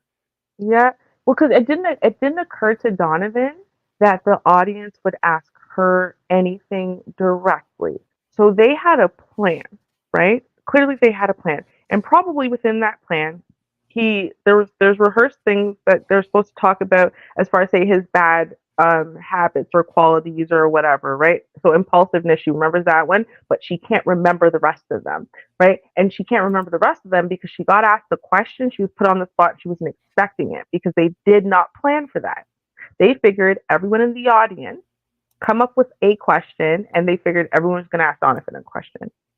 They didn't think to themselves, oh, someone might actually ask her a question. And she's like, you think about it. At the end of her answering that question, can anyone tell me what advice she gave to the woman? To any woman who's hearing this who wants to get married to a red pill guy. What was the advice? Does anyone remember? That's a good question. I ain't gonna lie. Any women in the chat, y'all can let us know what any good advice that she gave the other woman who asked the question about, I guess, relationship. Like I was so lost with her stuff. I'm just catching all the BS. Shout out to you, Apex. Appreciate you coming up. I don't know how much you heard thus far. Also, have you ever seen or witnessed a wedding like this? And also, too, good sir, would you or have you suggested a type of wedding like this with anyone? One, this is what a classic meth wedding looks like. Yeah. First, and be clear. This is the most out of shape red pillar I've ever seen. True. The one. His wife looks like she makes all the money. I think she does. She did list a lot of her talents behind the scenes. Only reason why I'm saying that is because at least she matches. I have no idea what he has on. I didn't hear much because I just got in. Oh no, you hitting all the bullet points, and we got one for you, sir. So shout out to you. Petty lives will always matter in this realm. Fact. And he's like, I thought I was fat, right? And I thought, I was dusty. But then I see this man who looks like he had to settle for this white woman. That's what he looks like. That's RT's boo thing. But RT, shout out to you. RT, I'm gonna go ahead and give you a little advice with most women, bro. I'm not saying she is right, but she seemed like the type. If she walks away right now, Donavan Sharpe would not know what to do with himself. He would not know what to do himself. When you have a woman like this on that type of caliber, bro, because technically, right, the basic instincts of just anybody. You can cook for yourself, you can clean for yourself, the basic stuff. You go to work, you pay your bills, right? These are the basic stuff. The stuff that she just said, she basically, literally manage, run, micromanage, network, promote everything. He doesn't do anything except for just show his face on the camera. That's all he do. That's all he do. If she left tomorrow, he would not know what to do with himself. So be very careful with that where she works from him. No, understand the caliber of a woman that you be dealing with. If you just understand that, because I think this one, if she decided she ever want to pull that plug, he's done. But see, what everyone's forgetting. Well, no. I guess what everyone is doing, which is an incorrect thing to do, is believing anything that Donovan has said about himself as far as him being a productive member of society, because you have no evidence that that's true. The truth is, the only way that Donovan has done anything is this YouTube channel he's done. Okay, he's done nothing in the real world, right? Like he's not a business management person. He's not a CEO or some type of business exec. He's not somebody, right? He doesn't have a job outside of his house. Okay, and in the last 7-8 years that I've been inside the manosphere in particular, he's never had a job outside of his house. Okay, so what do we know about Donovan? Well, we know that Donovan for sure robbed his own family. And what do we know about the average little fat dude who has a mugshot after robbing his own father, right? Well, what we know about that kind of person in general is that they're a pookie at best, right? And that's what we're forgetting about Donovan. Donovan is just some overweight, loserish pookie, right? Meets homosexual without any of the sexual access. And so when he bumped into this white woman who had already been married, already had her kids, doesn't want more kids, obviously, and she said, okay, you know what, listen, he'll sit here and be a warm body in my bed. And yeah, maybe I could even hear him and control him. It'll be like raising a son, right? And that'll make her feel good about herself. And that's why she decided to stick with this guy. We're going to try to build up this loser into a somebody. So like we're looking at to me, we're looking at it all wrong. Devin is the powerhouse in this household. She's the moneymaker. She's the whatever. And she's going, there, yes, this is my big man in his no man club. Yes, you do that. And you tell everyone I'm the little woman. And she's going to play along because she needs him to make some money. You know what I mean? I bet you she came up with those ideas. She's the one who came up with the skit. She's the one, you know what I mean? And then he's the one who's saying, well, I want people to believe this about me. I want people to believe that about me. And she's like, all right, we'll write that in. Like, that's what it is. Like, I'm telling you, Donovan came up with none of this. That's why he was completely useless for years. For years. It's only since COVID that he became less useless. And it's probably because Devin got laid off like everyone else or whatever. And she was kind of stuck indoors. And she said, okay, let's invest in your channel, babe. I bet you any money. That's what happened. Jeez. All right, let's get to it so we can get a Apex familiar with the jungle fever. Hold on. RT, are you suggesting there's no pookies in military bases? What's wrong with you? Oh, my bad.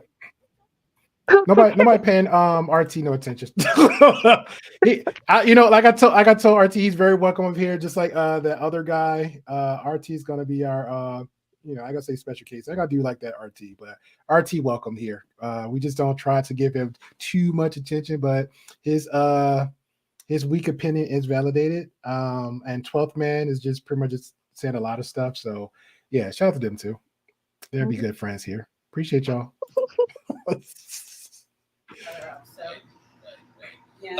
So I leave cabinet doors open, refrigerator doors. Never lock the car.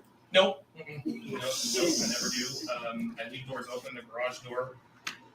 I'm just all night long. Yep, all night long. Yeah. In Philly?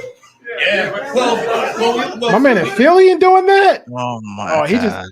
He just told himself. You already know how this is gonna go down. Oh, he a liar. He 100% a liar. He said, Philly, I leave my doors unlocked all night. Okay, sir. Right. Do you hear the things he's saying? Do you know how I know he's the kept man? Because I'm a kept woman and I think this way. Right. In fact, I've had big arguments with people because I'm like, I only felt the need to lock my doors if I was in the house. But if I walked out of the house, I didn't feel the need to lock my door. I'm like, robbers don't walk around and try doors. I don't, no, seriously, like that's the way that kept people who they're not working hard for nothing. Right. They're not the ones who are going to shoulder the blame if someone comes and robs you and takes whatever. They're not even the ones who end up, filing the insurance or taking care of any of that stuff, right? Because they have someone who's going to take care of it for them, so they'll be all right, right? So they don't feel that impending doom / pressure on themselves to really secure their stuff, make sure they're okay. The fact that Donovan's saying all of this suggests to me, again, that he's the kept man, aka the pookie homosexual. And you don't have to be from the hood to be a pookie homosexual, right? It's a generalized concept, right, of ain't shitness that can exist in the male creature, right? I think that Donovan is that kind of male creature. And he says everything it's like almost like maybe they've been drinking or doing drugs today or something because it's like a party and they're just going to throw this in really quick and then, I don't know, keep going on what about I was the business. doing? I remember, and I'll pretty much tell that story when I reacted to Tree next week, but I remember a time I had was it a 2001 Chevy Corvette with the T-top and like the pipes in the back. Man, I was so paranoid. I had that car parked linked to my apartment next to the window, and I'm sitting this over like, yo, I know I can tell if somebody touching that car or not. Like the doors was heavy. So this dude, yeah, he is straight tripping in Philly. Okay. You know what? In your video, because I don't know if you had it in there, but in the video, the compilation you had made earlier, do you have in there the story time that Donovan does? It's Donovan, MTR, and I think Pearl, and they're all sitting, and Donovan is just telling a story of when he was 30 something. Yeah, when he had the failed relationship with the what she's like a drug dealer, drug dealing, girlfriend, user, yeah, user, yeah. I don't have that on that one, but that'd be a good reaction for next go round. Yeah, I think maybe that's what the problem is. I'm using information, guys, that you might not be aware of, either because it's from something else like that, like what I just brought up there, right? But also because I knew of Donovan and like encounters with him and whatever from 2016, right? Like I was deeply involved in some of this stuff back in 2016. Yes. So I remember things that you guys don't know that Eddie, have been wiped. Yeah, Eddie, you're 100% right. The 19-year-old heroin Yes. addict. Yes. Yeah, he was in love with this girl, man. He was so in love with this girl. He got played and used, and then MTR and Pearl just looking like Pearl already had that goofy look on her face, but MTR was like, "Are you serious right now?" And he kept talking about how he went back to her, everything. He was in his 30s. Right? This man is a habitual liar, like a mental disorder.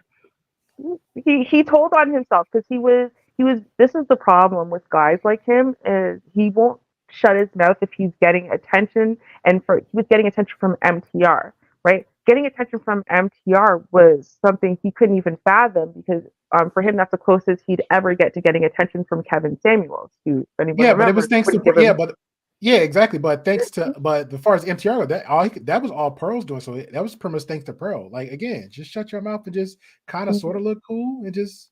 No, he couldn't do that because he wants the attention. He's been desperate for validation and attention in these spaces for as long as I've been in them, right? And he existed before that. So that's why I say, I'm like, y'all don't understand. He exposed himself. I don't think he really ever meant to really tell that story as deeply as he did. And he couldn't stop himself because he had their attention, right? And he was like, yes, MTR is validating me. So he kept telling on himself. Did he really though? Did he really though? No. That's look crazy. at that shirt. Look at that yo, look at that shirt. What is I don't even know what fabric that is. Yeah, I just well, RT had his opinion, but I'm actually denouncing, and I believe I debunked it. It's a little bit polyester from Barnes and Noble. So let's get it. He's still a Hey, look, I'm not in the middle of this. I mean, too much money very well. I would say that and he leaves a trail everywhere he goes. Yeah. Yes. Oh, that's embarrassing. She's literally calling you a child. Yep. I ain't gonna lie. I feel like low key. This is like a roast. Low key. She's calling you a child. Mm-hmm. This is like a roast fest. Low key between the two. That's right. 5 minutes, but I've been in there for like an hour. It was ugly in there. Also, I'm very cool-headed, right? yeah. Whatever you say, babe. How do you handle my temper? Just breathe. Honestly, I don't have a very reactionary personality, so really good. You don't have a very okay. I'll just let it rock with that. By the time, hey, that's who he is. That's how he vets. I chose him. This is the person I chose. Now, right. God bless you. See it now? She's a grifter. Yes. Oh, she's grifting the fuck out of this. Yes. And so while I agree with Mackenzie, right, she didn't pick out this dress, right? But that's not the point. Because right now she picked up this concept. She decided to put herself on the front lines and say, listen, we're going to do these skits where first I play the ultimate bad modern woman with all of the stereotypes, right? And then I will play the good woman, the kind of woman that your audience wishes, the kind of woman that your rhetoric says is a 1 in a million unicorn. right? So Donovan did pick out the dress. He said, yeah, you're going to do this because this is what the guys are going to want to see, right? You're going to be a dumb, ditzy blonde. You like, yeah, sure, you take care of the back end stuff, but you're also too stupid to follow. You're going to play these roles because this is what they want to see. This is what's going to sell me as I got everything a man wants. You see what I'm saying? So this is what you have to realize the game. She's a grifter, okay? She's not like some. She's a grifter, and she's been so running his good. whole back end for 10 years, y'all. She's So a good. grifter. So good. She is so good. Mhm. Shout out to Eddie. Eddie says crazy part of this was he said he never loved another woman like her ever again over Devin. Right? All right, let's get it. Things I don't like about him, I blame me, like, so I'm not out to change him, correct him, do anything like that. He's going to do what he does. And in the meantime, I'll be patient, I'll listen, and I can listen through the anger. I don't, see, I grew up with a yeller. My dad was a yeller. So, yeah, being able to understand what they're trying to say without the emotion and responding to what the actual message is. What are they upset about? And Are you hearing what she just said? Yes. She's telling herself, I am the fixer. Right. She's the emotional person who yells and screams and all this emotion, and she has to listen through the emotion to try to figure out what the problem is and fix it. She's the man. If that's not what y'all are hearing based on red pill rhetoric, I don't know what else you could hear that she's telling you. Yeah, she's logically the man. He is the screamer, the yeller, the passionate person, everything else. He is the woman. She is the man. I think she pegs him. Probably. I wouldn't I argue would that. doubt it. I wouldn't argue that. Fair Not gonna enough. lie. She looks like she dominates the fuck out of him. Well, I don't respond to the reaction. I respond to the source that causes the reaction to say, hey, all right, let's fix this problem. And a lot of times I know better just to keep my mouth shut, go in the other room, let him do what he needs to do. He'll figure it out. Because a lot of times I have to remind myself that he doesn't need me. And that is key, is knowing when to just stay the hell out of it, let him work through it. And, like an adult does her infant child, her toddler. Let the baby scream for a minute. He teething. The baby's teething. Replace the desk. We'll replace the TVs. We'll replace all of the things that get broken, It's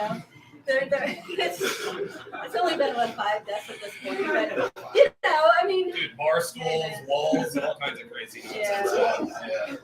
Yeah, but, Other than that, I'm a nice guy, guys. But, he's never laid hands on me. I've never felt threatened, so I understand that people can have emotions without me taking them personally. And I think that's really important. I think that also takes a level of maturity to understand that, women are one way, men are another way. Right. You either accept it or you go the other way. All right, very good. Pearl, you in the front. How many? Oh my God! I can't stand her. Oh my God! They got a conference. This is yeah, it's a conference room. Yeah.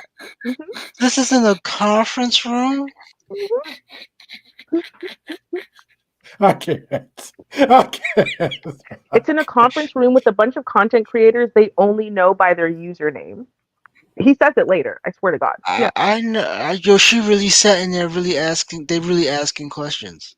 Yeah. Yeah, Big Mo's there too. With the purple shirt in the back. This is a whole room of content creators. He tells you later that it's a whole room of content creators, and he's calling everyone by their user handles or whatever. That's what he said. He doesn't know what friends. He got no friends. He don't need friends, sir. He's alpha. Girlfriends did you have to cut off to make the relationship work? Were there any? Oh, yes, there were. Yeah, quite a few. And honestly, it really, I just don't even talk to. I don't try to tell people about my personal life. Not anymore. It's like the women that I have gotten to know, my personal trainers, and friends of, because his wife's a close friend and stuff. His wife, his friends, and stuff. They get it because they see it working.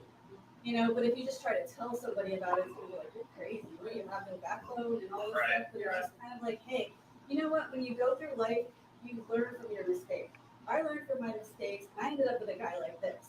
So, Yo, that wasn't a jab. She ain't learned from her mistakes. It got worse. It got worse. It got Yo, worse. Yeah. yo. How old is this man? He's like over almost 50.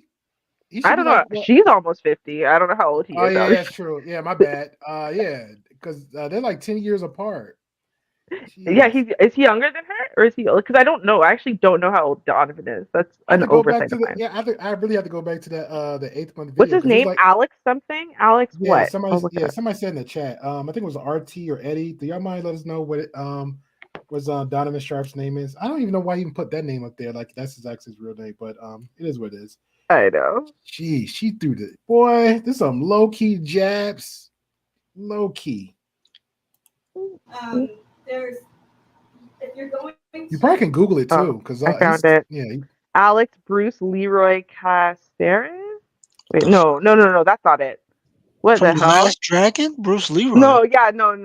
It's not. I was just reading it off the screen. I didn't read what the heading was. I just read like in the. Yeah, sorry. I'll find it. 1 second. Eddie said Edwin. I'm sorry. Thank you, Chad. Edwin.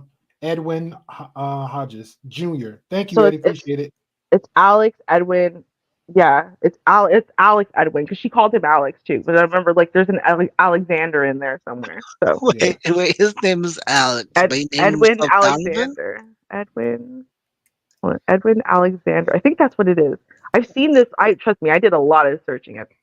So how did Donovan become a name then? I got you, bro. I got you. You know them super villains? They been when he was locked up because his dad, he stole from his dad, and he was in prison locked up. He was looking at the wall and just shaved his head. And one day said, "I'm Donovan Sharpe," and that's how the super villain arc started. I promise you, that's how it happened. I hate human beings. But I 100% hate human beings. But everyone does it though. Like, right? You have people here who, like, what's his name? The Grandmaster Troll. Grandmaster Troll made a name of himself of exposing people's real names because people were saying, hey, well, my username is this, but my name is this, but none of that was like their legal name because in America, if you know someone's legal name, you find out everything about them, right? Yeah. And so then he puts people's legal name out. And then that's where we found out your criminal record and, you beat your mama and this, just all this stuff that you didn't want people to know. Right. That's a power only should be used for good. But I understand it though, personally. Like if you want to have an alias, whatever, I get it. But man, you could have picked a better name. Find a partner who is more laid back and doesn't take charge and doesn't have a backbone, you're gonna have a whole new set of problems to deal with, and you're gonna end up unhappy and resentful as well. So I'd rather be unhappy and not resentful. Just kidding. But no, it's good because we both have the opposite temperament, so we balance each other out. And one day, if I have like no life, I gotta keep track. I'm gonna actually keep account, like how they was keeping account of when Myron was saying all the racial slurs. I'm gonna keep a track of how many times she just throw jabs at Donovan. That's crazy. I know. And I'm like, what? that polarity is really important, I think, and that's something that I got wrong early in life. I thought I need something who matched me in all respects, and like the yin and my yang, but not realizing that you need that polarity in order to have balance in a relationship. I got one for you, Devin. So I'm in a relationship, so I want to know what's the clock before the marriage thing? 3 years, 5 years before.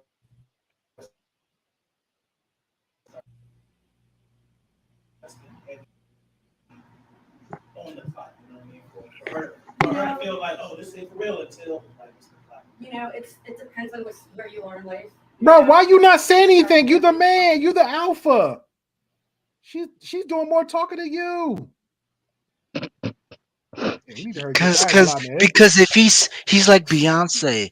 If Beyonce speaks in an interview, you'll find out how retarded she actually is. We need to, True. Man, I ain't gonna lie. I'm deep into trigger this. Yeah, we gotta get this out the way. Like, let's go. Oh my man, she's doing everything. Shout out to this white woman. Shout out to this white woman buck breaking this black brother. Marriage is probably not going to be on the table for us, especially traditional marriage. We had both been through it before. trust me, if divorce was as easy as getting married was, a lot of people, more people would not be getting married, you know. So But you've been married for 7 years. It's like when you know that solid truth that like breaks everything, that debunks everything else, is like, I'm just gonna keep saying it. That's like Pearl. Everything she says, but all I'm gonna keep saying to myself is, you're 26, single, not married, you're a career-driven woman, and the last boyfriend you had was like 3 years ago, and maybe allegedly you're a boinking your own producer. Shout the blessings. But I digress. She had no choice. Look at Pearl. Have you seen her? Bro, She don't got no options. bro, I'm just gonna call it what it is. bro. She ain't got no the options. truth is that we both knew what we didn't want. I knew what I didn't want, but I didn't know what I needed. He provided me what I really needed at that time in my life. So we didn't go in with the clock. We were looking for commitment. Let's see how we can make this work.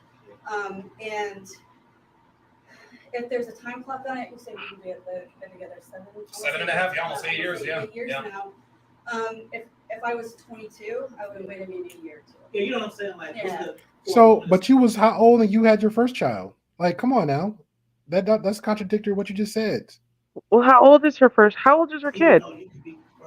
I don't know. I think like in the video, the kid was like 10 or 12.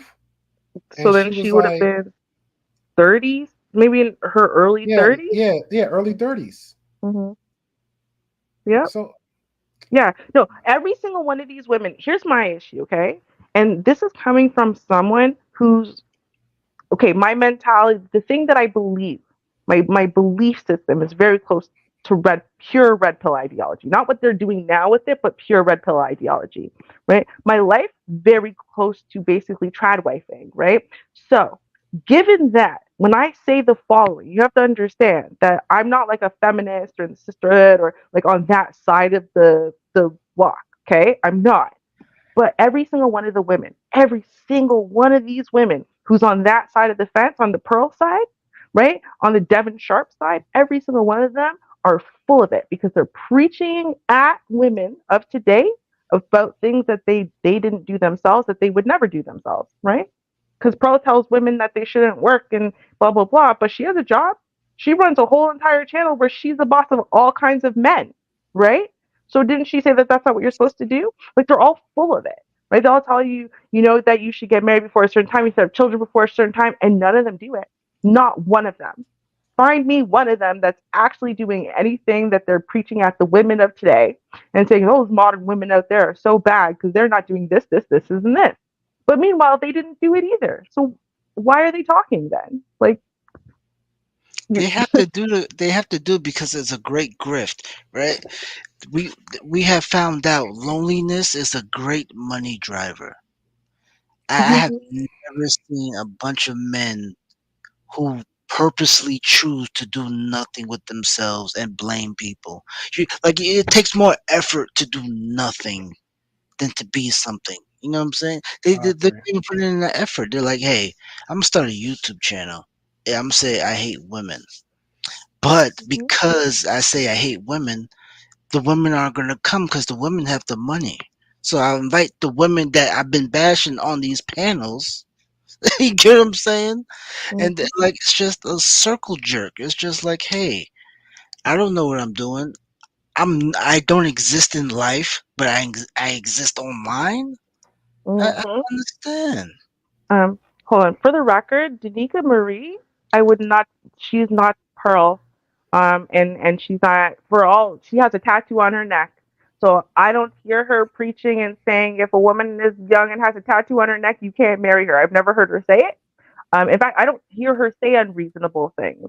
Right? She's very recently been pulled into the pick me sphere, but a lot of people wouldn't put her there because of certain types of things like that. Now, she is married, just like I'm married, right? But you wouldn't put me in the pick me sphere either, because she's balanced and she's fair and she's preaching things at you that she's actually living, and that her husband can really testify to the fact she's living. You see what I'm saying? And I wouldn't even put Sister George in that category too, because Ruby know her a little bit better than I do, but I know Sister George actually is in the men's sphere. But I actually heard her many times say that a lot of times she speak on behalf of the men, and this is like a lost battle for her, but she still be climbing that hill.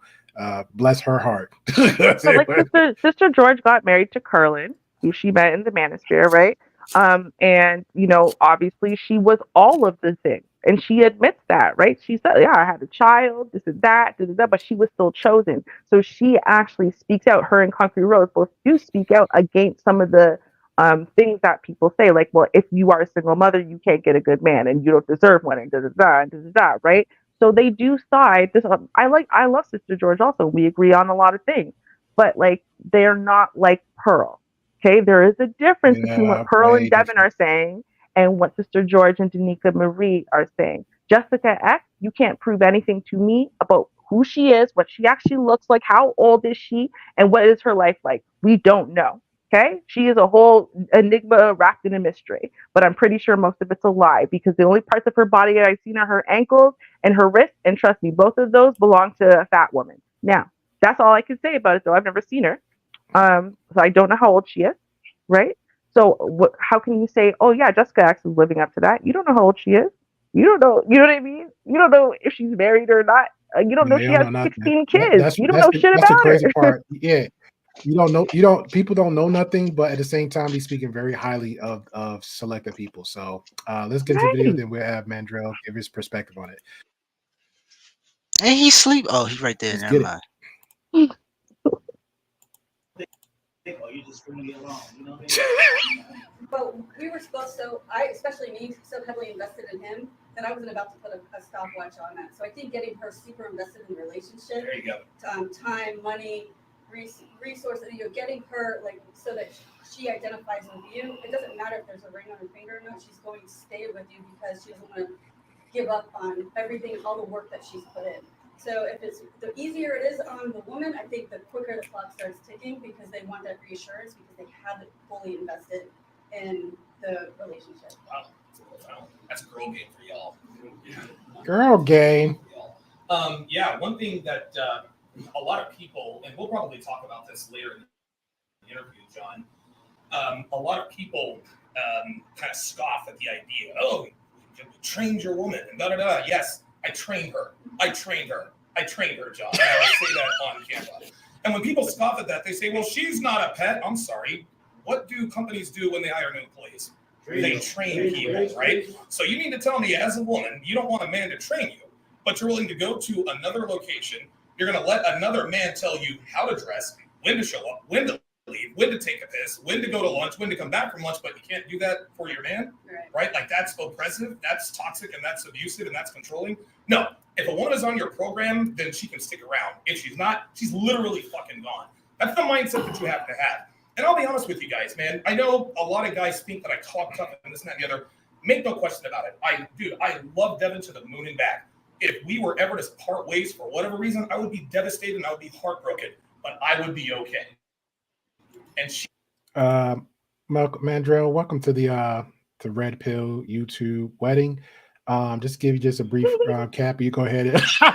Exactly.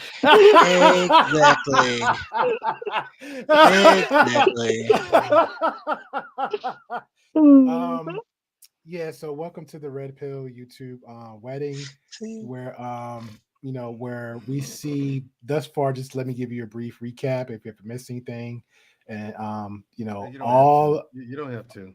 Okay, very good, sir. Very good, sir. I missed all of it, but you don't have to give me a recap. Okay, very good, sir. Apparently, Donavan Sharpe's getting married. That's full stop. Good. Well, he's already been married. He's been married for 7 years. Yeah. What, is he still married to the other chick? Well, no, he's married to this chick, the one he married today. Yeah. Same chick. He's been married to that animal for 7 years. Wow, yes. You did not just say that. Did you just say that? Listen, I don't know if you've noticed, but I've declared open war on the manosphere. Oh, I like you. Like your damn. Me personally, I've declared war on all manosphere content creators. I'm coming for you. All right. And I will be bullying you. I will be talking shit. A lot of it. Welcome to the Great Pill Podcast.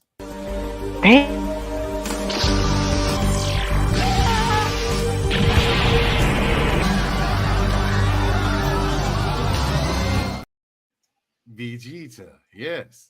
That's right. That's what I'm talking about. It's that time. I'm gonna show up I'm gonna show up your platform. I'm gonna do just what Vegeta did, just right there. And I'm gonna smile at you and dare you to do something. Do something. Oh man. Oh I'm gonna boy. drop you off my platform. Oh man, I'm so hurt. You're gonna drop me off your platform. Where? As if it's gonna matter. These platforms don't matter. Great Pill, look at this guy. Look at him. He's married, but does nothing but tell other men how to not be married. But he's married. He's a married man. Yeah. Look at that shirt. That shirt is terrible. Sir What Mandrell, fabric time to is that? speak now. You're cutting them off. Go ahead, Mandrell. Go ahead, speak your piece, sir. He does him and every other grifter in this manosphere, because the manosphere is nothing but for grifters. That's all it is. It's all manosphere is. Grift Valley. You know, they're all grifters. And Donavan Sharpe is just a big fish in that pond of manosphere people. Obsidian is another grifter. And look at that. Look at that dude there. Look at him. This guy is 6 foot tall, presents as female. Okay, clearly a transgender. Presents as female. Okay, yeah, clearly a transgender, but presents as female. He has made millions, and straight men have made him millions. Man, the women's side already hates me enough. You gonna send the whole manosphere to chop my head off now too. God damn it. Great Pill, everyone's gonna hate us now from both sides. That's And it. everyone, and all these guys in the manosphere Great Pill, they all claim to not be manosphere. I'm like, yes, you are manosphere content. Oh no, I'm not manosphere. Yes, you are. You're manosphere. That's why I'm when here. I saw a old video Lee has sent me of MTR 3 years ago. I ain't gonna lie, because I thought a lot of people I saw in the manosphere Red Pill was like at least going 2 years back to the point of the pandemic. He goes back 3 years back, and all his content in the beginning was nothing but hardcore Red Pill content. This is MTR. The logo, the intro. Yeah, it was. MTR was very much so Red Pill. But he claimed he's not though. Like currently now, he's denouncing it. Like, oh, I'm not Red Pill. I'm not Manosphere. I'm not. No, because he's not Red Pill as it is. No, he's not. I disagree. But if his philosophy and the things he's talking about is the same, it's not, and that's what I mean. His philosophy is very similar to mine, which is why I said the reason. What's your philosophy? My philosophy, if you were to look at pure Red Pill ideology, that's very close to most of what I believe, right? If you look at my life, it's very close to what, say, the trad wives believe. So, in and of itself, that's there's a reason why I was in the manosphere before, right? It's because the manosphere is not the way it is now. This is not how it was 8 years ago, right? So even when MTR started doing content, first of all, he had women on his channel all the time. I mean, random ones, right? And he was kind, he was patient. He wasn't extreme at all. He was as balanced as I'll say all of us really are, right? Yeah, we thought that there were some issues with certain laws or certain whatever, we thought certain things were unfair, right? But we would be able to dish that out both ways, right? Also, MTR used to hold men accountable and have a lot of those types of discussions for, hey, but you brought this on yourself, or hey, but you should have done this differently, or actually, no, you were dead ass wrong, that woman, blah, blah, blah. So MTR used to be fair and balanced. And then he met up with Kevin Samuels, right? And he got that. And then Kevin Samuels passed away. And then MTR got testicular cancer. And then his dad died. And somewhere in that series of things, he just lost himself. He changed a lot, right? Because I really liked MTR, and I don't even watch his content at all anymore because he's just another one of these screaming red pill dudes, right? But that's not what it used to be like. It wasn't like this. If you went back 8 years ago, it wasn't like this. Like even Lapeef's channel. If you go to Lapeef's channel, when it first got big, like a couple years ago, whatever, like that was a completely different space and thought process than the way the beginning, like Manosphere 2.0 was, right? The way that people were talking and stuff, and the people that they were trusting and believing. Like it used to be, if married people came on and said, no, you sound a little bit stupid or ridiculous, that's not reality or whatever, people would respect that. They don't anymore. I think it's always the money and the clout that weakens or change weak men to some degree, because like even here, like I have a whole gaming channel. I'm there cutting up, having a good time. None of this actually comes out of conversation. Even like when we leave and go our separate ways, none of this comes up in conversation at all. I remember like I might have casually brought one time like someone like, oh, I got a podcast. They said, oh, can I get the channel? I'm like, nope. I would never give you the channel. I would never like because that's something separate to like I know how to separate the two. I don't know how these other guys do it. Like 1,000, which is nothing. I'm not gonna never knock. Like even here is 17 people watching. I appreciate 17 people here. If it got to 300, 200, some of my own favorite content creators that I see, I keep thinking in my head, these are between 17, 50, or 100 people in my home all the time. So I got to treat them with respect. It got to go back and forth. After that, once we part ways, I got to learn how to separate. We got to part ways. But let's keep it realistic, though, because some people get that number thing and get in their head. If you have up to 100, like right now, I know like it's 17, whatever. When I walk away, it's gonna jump between 100, 200 views. If you get like instantly, if it's 200 people in here, you're gonna get like 1.2, whatever, 3,000. So if you're getting 3,000 or 1,000 views, financially, you're not getting paid. Like you're not getting paid. But some people see those numbers and think, oh well, I'm the big boss. I'm somebody. Then if like let's say if Mandrill's niche is clashing against mine, so I'm gonna like brag about my numbers or brag about my subscribers. But realistically, Mandrill might get 400 subscribers and get his butt monetized, but he get my crazy super chats, crazy cash apps. Realistically, he's winning. Why? Because it's about a business. That's pretty much all YouTube is, a business model. It's a brand. It's like what and it's your niche. But people don't under that. People outside looking in don't see that. And that's why I said that's why I have like selective things like this right here. Friday, Saturday is fun. We know the manosphere is a joke. Let's have fun with it, right? Tuesdays a group conversation. It's not me because I don't want to put that bias on everybody else. You know what I'm saying? This Monday, and I'll reach out to the manager or whatever about it. But this Monday, we're gonna do like a test run of political talk since that whole new thing going out in the other country. And I apologize, I can't remember, but people's talking about it. Palestine, I think it is. I'm sorry if I can't remember. The Gaza Strip. Yes. So I'm trying to set up a conversation for that for Monday, and it'll be in a decent time frame. One person, definitely all you want to do is talk about politics. I'm like, hey, I'm down for it. If you're down for it, let me get some people that's more acquainted about the conversation because I'm not. That'll be a conversation. So Monday, Tuesday, Wednesday, any other random time for me, I just go El Pollo Loco with the conversations of people against Pearl, people against this purple polyester shirt guy, and everybody else in the little red pill weird stuff. And I leave it from there. And any other little new grifters like Jordan, what's her name? Janelle Gordon, which I think Lauren De Laguna is pretty much sus, but the stuff, the verdict is still out of her. But those are ones I would definitely reaction to. But I would never be like, oh well, I got to be fixated and live my life through that. No, it just never won't. I can care less. But like I said, I'm glad Mandrill's on that choo-choo train because the only thing I clipped of Mandrill, we pretty much called out Obsidian, and I thought Obsidian messed up. He should have never jumped on that man's platform. He's messed up. Did you see what I did to him? Yeah. No, I did that. And Ruby, I wasn't even trying. I He wasn't even trying to do that. that to him. I had legitimate questions because I really wanted to know what's the ministry all about. What is its purpose? Are you trying to help people? Are you trying to inform? What is it, or is it just buffoonery? What is this? Because people have gotten, if you're looking to help people, you're not doing a good job, Obsidian. People have gotten worse. I told him that, flat out told him. People have gotten worse. He said, well, I said, like this Princella chick, people keep having her on her platform. She spouts nonsense. It's absolutely false information. Just flat out false information. And people get her on the platform and they lose to her. I'm like, how? I'm like, these guys are dumb.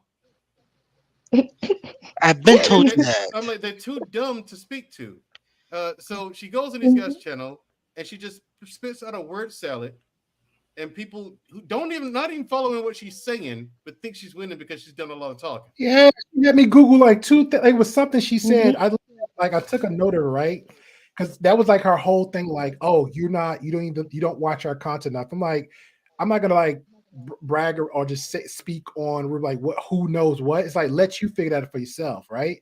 So I'm like, it's half the people on this platform watch your content, knew of you way back when. The other half don't know. So that's a social experiment within itself. Everybody across the board was like, it doesn't add up to stuff she say. They all qualify. Everybody got backgrounds. So I'm pretty much the eyeball. Like, yeah, I'm the regular smuggler go, but I got ears. I'm listening to you. She said something neurodivergent, some crap like that. I literally had to look that up, Google it to the point like me, GPT chat, Google, Wikipedia, and whatever else source I can find didn't add up to what the word she said plus the definition she said with it. You know what it was? It was actually a graph. That's all it was. It was a graph. Right. And I went back and listened to her to say it, and I'm like, you're explaining to small-minded people of big words, but the big words you use what didn't mean anything. It was just a graph, but you use the hand sign language or whatever you're doing to literally do a Jedi mind trick to people. That's all she do is Jedi mind trick. Yeah, she throws a bunch of big words in the middle of a word salad. Okay, it's like if you're eating a salad, Ruby, and all of a sudden you crunch on an almond. Yeah, but that's why she hates me. It gets your attention, but it's no big deal. That's why she hates me. That's why she did not one stream, but 2 streams. She did a whole second stream to focus just solely on me, because that is how much she cannot stand me. Because the difference between me and her is that I'm not full of it, and I actually know all the terminology, and I read her book, and I referred to her book and all of her content, because I do my research before I tell you that someone ain't shit. And so I did my research, and I got under her skin. She can't stand me because I'm not emotionally triggered by her. She's just dead ass wrong. And I'm going to tell you what the psychology really says. The kernel of truth she threw at you and told you blah, blah, blah thing, I'm going to tell you what that really means and why she's wrong about it. And that's what I did throughout the whole stream we did. And she did 2 streams about me because she could not tolerate the truth. That's how much it hurt her feelings. Which I just find hilarious. But that showed you how weak she is. She's never come up against someone else who's into psychology, let alone someone of my caliber in psychology who actually knows what peer reviewed is, because I've actually been peer reviewed. Right because I'm here. actually Oh my God. Listen. My God. I got to tell you this, Ruby. Hold on. Listen. I was on Daryl Long's panel. I got a phone call, so I had to leave. It shows a video of her reading a study from Canada. I was like, okay.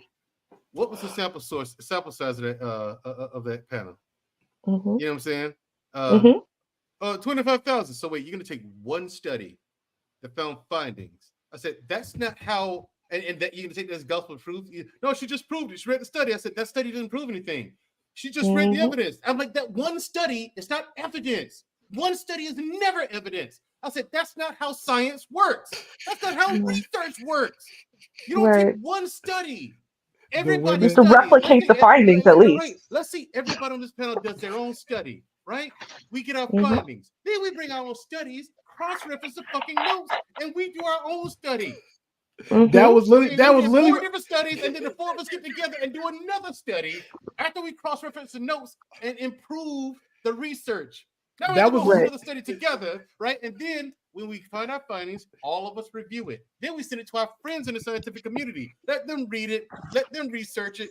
The scientific studies really take years to finish. They do. This is why. They're peer reviewed. No.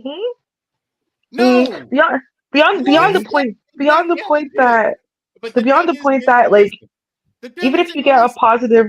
Like, even if you get a positive result, it has to be replicated over and over and over again. That's why, for example, gravity is a theory.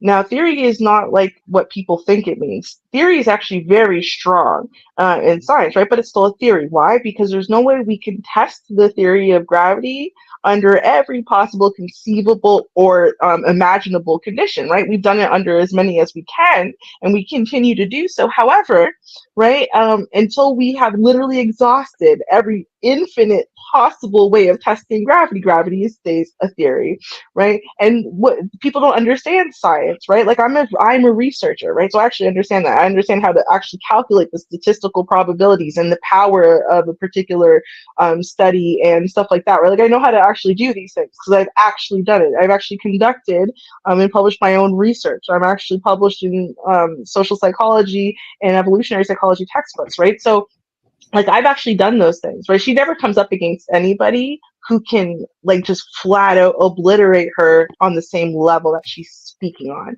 to people, because people think that she's the next Umar Johnson, who's also but this shit. I told Jay Prince today. I said, Jay Prince, how did you embarrass yourself like that? Don't ever lower yourself like that. Oh, it was Jay Prince? Of course it was Jay. Of course it was Jay. They did. You talking to this chick and she show you side boob. You start giddying like a 5-year-old, okay? And then you had this chick lift your legs up on camera. I said, Jay Prince, no, how would you let that woman diminish?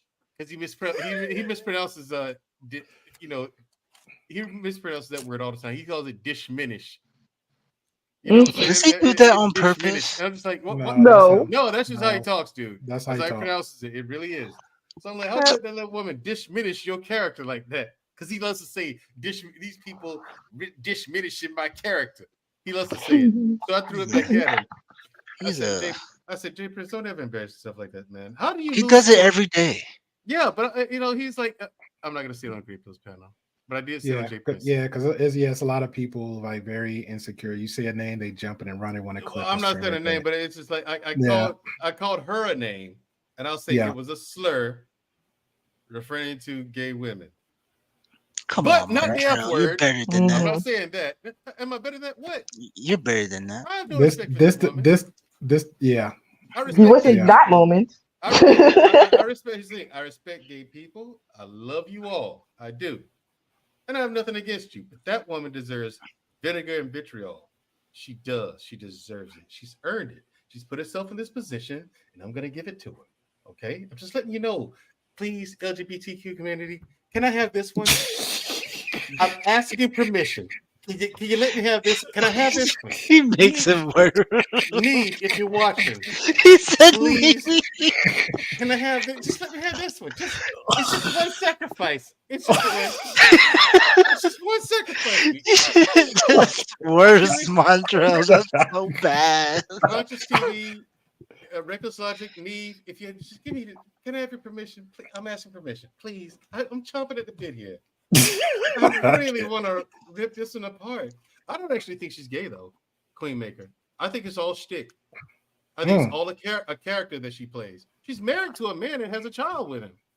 No, she's not married to him anymore. That's why she went this way. And I don't mean the gay way. I mean, that's not what she said. She's not married to him anymore. He left her. Said. Oh, that is what she said multiple times on her own streams. Well, yes, I've heard her say differently. But see, she was married. No, so she was married, right? I've heard her say she's still legally married. She might be, but that man left her. Like, as in, he up and abandoned her, and this is where. So she was a pick-me girl, and her content was all pick-me girl. And then, I've seen her content from before. You could go listen to her podcast in 2017. They weren't like this either. And I don't mean her podcast. I mean like where she did interviews with other people. But her husband was with her, and so she felt like, oh, he was like my saving grace, right? Like I've made so many mistakes and so many bad things have happened to me, but now my husband is with me, saved me, everything's great. And now we have our kid and whatever. But something happened, and he abandoned her, right? So now she came back with this new bitter bee kind of thing, right? And the sisterhood stuff and whatever. And she said, dude, I used to be like that. I was a pick-me girl, right? But then, yet again, man abandoned me. You know why? Because men are incapable of love. Read my book. I mean, sure, I wrote my book and published my book before I came back with this new rhetoric, but it doesn't matter. I wrote the book, and it's going to prove that men are incapable of love. Just read it. Right. Read it. The thing is, that's one thing that's incorrect. Men are incapable of love. I'm like, and then she says, men are incapable of love without sex. See, sex to a man is love. I'm like, no, that's not true. That's not true. I said, and here's Daryl Long. Well, why would you say that's not true? I said, my dad loved my sister and I unconditionally, right? He loved us. He never wanted to fuck us. Right. Ever. But you loved his mama too without needing to fuck her. You know what I'm saying? Yeah. See what I'm saying? So she. All right, we gotta get this smoke back on Donavan. Yeah, you allowed this to happen. You should never have brought up Pinsilla. You should have known better. See, here's the thing: if Ruby and I are here, We will annihilate her, and I will do it with great pleasure. Mm-hmm. But, Yep, but my thing is, absolutely. I'm not gonna have a conversation with a Great Pill. It's beneath me. That woman's beneath me. That's I all know. I'm I already asking. got something. Neve, I'll if tell you you. can send an ambassador, give me Neve as an ambassador. Can I? I just want one. I just want this one. Please, I won't ask you for another one. I'm I not think quite sure. Neve would be down for it. I can't speak on Neve myself, but I think Neve would be down for it because she pretty much just jump on everybody's panel, whatever. But I think if she agrees, not Neve, but if Priscilla agrees, I think Neve like, okay, screw it, whatever. But Neve, yeah, I think Neve would. Neve likes Priscilla. No, she Or don't like her. doesn't? We all doesn't. We all okay. laughed about it when we saw, because I know you're not in the disco web, because we saw it and our first immediate thought, like in the group mail, we just laughed. We just like laughed, and then we was in a Discord. We laughed even more. We actually was impressed for two reasons. We was impressed that only the 10 minutes of the first video, she pretty much did a song and dance for like 30 minutes, and then she took one word and monologue for the rest of 2 hours. So we was like, it was very impressive how somebody can actually do 2 hours of content over 10 minutes of the content they reviewed, but then at the same time tell people, hey, they only telling clips of us, of me, and they don't even know me. But at the same time, everybody that was hitting the comment section, this and that was very negative. It was like, y'all don't know her. I'm like, yeah, but y'all don't know us. You see how that works? Right. And she's doing she's showing us clips. Yeah. Okay, she's doing the very thing she's accusing you guys of doing. The only cop, because like even it was crazy. Angry was like, because we was both watch it, and I said, well, Dag, she called me her cousin. Like she was like, I favor her cousin or something like that, and she couldn't put her finger on me. And I said, okay, cool. I took the compliment. She gave me a compliment about the diversity of people on the panel. I was like, yes, thank you. At least somebody paid attention to that, because I was like, I work hard. And then she pretty much gave Angry a compliment. So Angry response was like, geez, I was actually waiting for her to disagree with me on something, because I didn't agree to anything she said. And then so when I guess she did the part 2 and it went further a little bit, I said, man, she's gonna roast the crap out of me because I said some stuff at the ending. Then she just pretty much, it was mostly a little bit, she's mostly focusing on Ruby, but she took a part of, she took not even the full sentence of Angry, took like a piece of it. And he's like, dude, if she would actually just listen to the actual sentence when I hit the period, she can have something to respond to. She didn't really respond to my full thoughts. And he was like, just that alone is just foolish. She can't, because she can't respond, because the thing is, Angry and I agreed on like mostly everything. Actually, most of us did, right? But in general, here's the problem is, like I said, I'm right, and I know that I'm right because I can back up everything I say, because this is actually my area of expertise. It was actually my area of study. I actually know what the hell I'm talking about. Which is so why I know she's full of it, right? which is like, I think it's the funniest thing. This is why, even when I started on this side, this is why I say all the time, I know somebody don't like the word, I say vetting. This is why I invite people specifically for the conversation. It doesn't make any sense, because I would be phony and fake and phony if I come out my mouth and say, yeah, let's talk about politics, and I'm not really into politics. Like, I have no resource, I have no stats. I'm just gonna be just a clown on the screen. It doesn't make any sense for me to do that.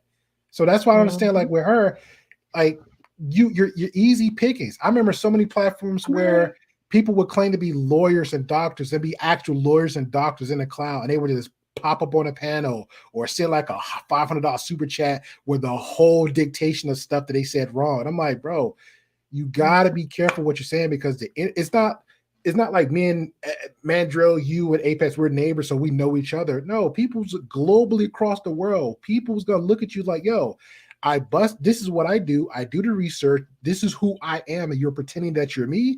No, so I understand your frustration. When I understood your frustration when you said, yo, she's full of shit, shice. I understood Mandrill frustration. Like, even with Mandrill, I'm sitting there laughing like, dude, this is the only real dude I know in every other space. So if he come on say stuff and they be like, and Mandrill got this small face, like, because in my mind, I'm like, you physically, you can't do nothing to this guy. So all you need to do is just have a conversation, because that's the furthest you're going to go with them. Be furthest. Right? But no, but that's not the way the space works. This is what pisses me off, because I used to say this all the time, right? Like, I would have opinions about, say, something Kevin Samuel said or about him, the man, right? And then his defense force would come after me. You don't even watch his content. And I'd be like, bro, have you ever spoken to the man directly? They would all say no, right? I'm like, so, okay, if I can show you 3 separate times where I was directly having a conversation with Kevin Samuels, me and him on a panel, will you shut the hell up?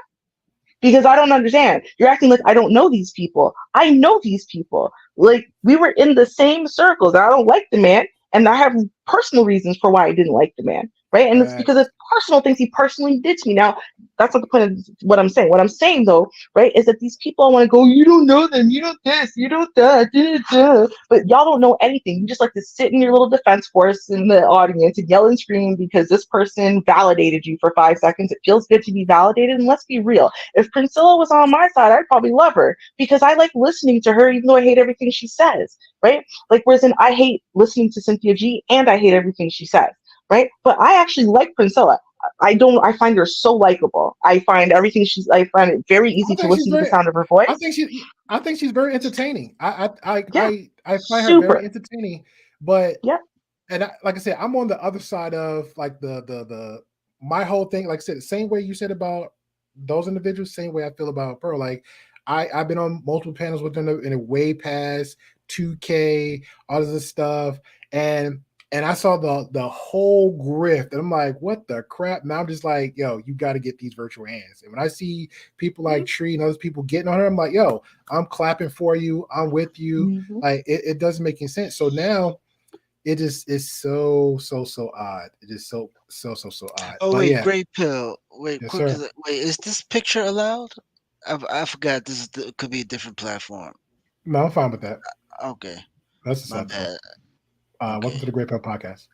Oh, Mackenzie. Okay, Kevin Samuels is like, he was like the godfather, they called him. And he was just from the Manosphere, and he got mainstream attention. Like, for example, Future did a song called Bad Day or something. What the hell is that Future song? I don't know. But anyway, it features Kevin Samuels. Like, it's him. Kevin Samuels is like the therapist or whatever. There's like a whole thing about it. He interviewed Nicki Minaj, really. Like, Kevin Samuels ended up making a name for himself and he went mainstream.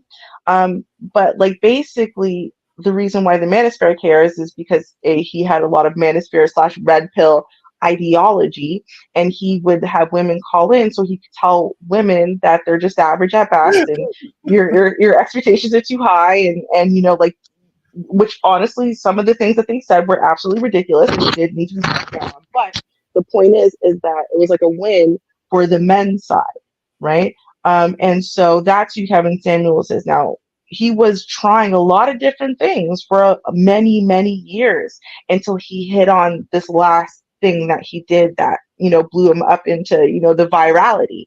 But before that, he wasn't viral. At one point, I was modding for his channel, and he did not have. I think he had maybe a couple thousand, maybe, subscribers at that time. He was just doing the cologne and image kind of consulting for men only. He didn't even really want to talk to women. When he was doing the pimp tails, I was there. Right? There's a lot of things that Kevin Samuels did along the way, and I was present for those things. And a lot of people only know him after he went viral, and that's all they know about him. This is viral content, right? So it's like, because a lot of people quote him like very extensively now versus the people that knew of him in the past, and like yeah, I get it, but this is how I know him from the beginning. That's my whole thing with the whole process. I knew from the beginning. So when I see her now, like, you're literally not even her the boyfriend, the best friend 10 years. Shout out to Mackenzie. Mackenzie says, Grey Pill, I need a trigger one. My bad. That's what I'm blaming. It's me. I physically brought the picture up, but I'm actually low-key blaming Apex because this is what he does. He actually triggered people with images. So it's perfect time. I got one more. But let me go. I'll let you if I speak. could say one more thing, just really fast.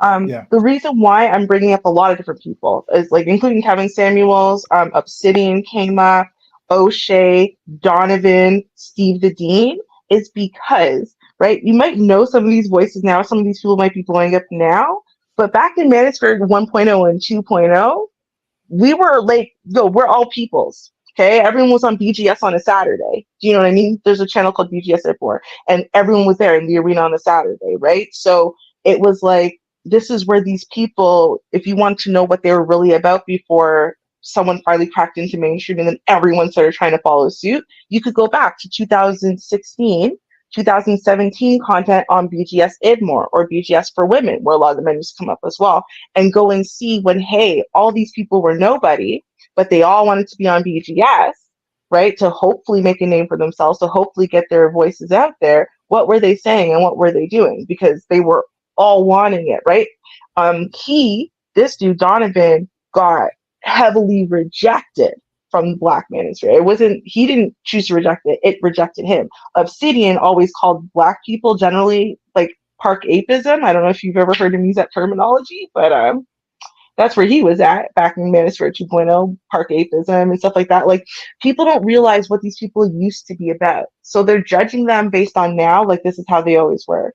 And like, they weren't, right? There's a whole bunch of stuff underlying this, like so much. And unfortunately I was there. So I just like, I can't just look at it like in the box of today. I have to look at it in the box of the last 10 years, you know? So Yeah, sorry, I get all obsessive with it.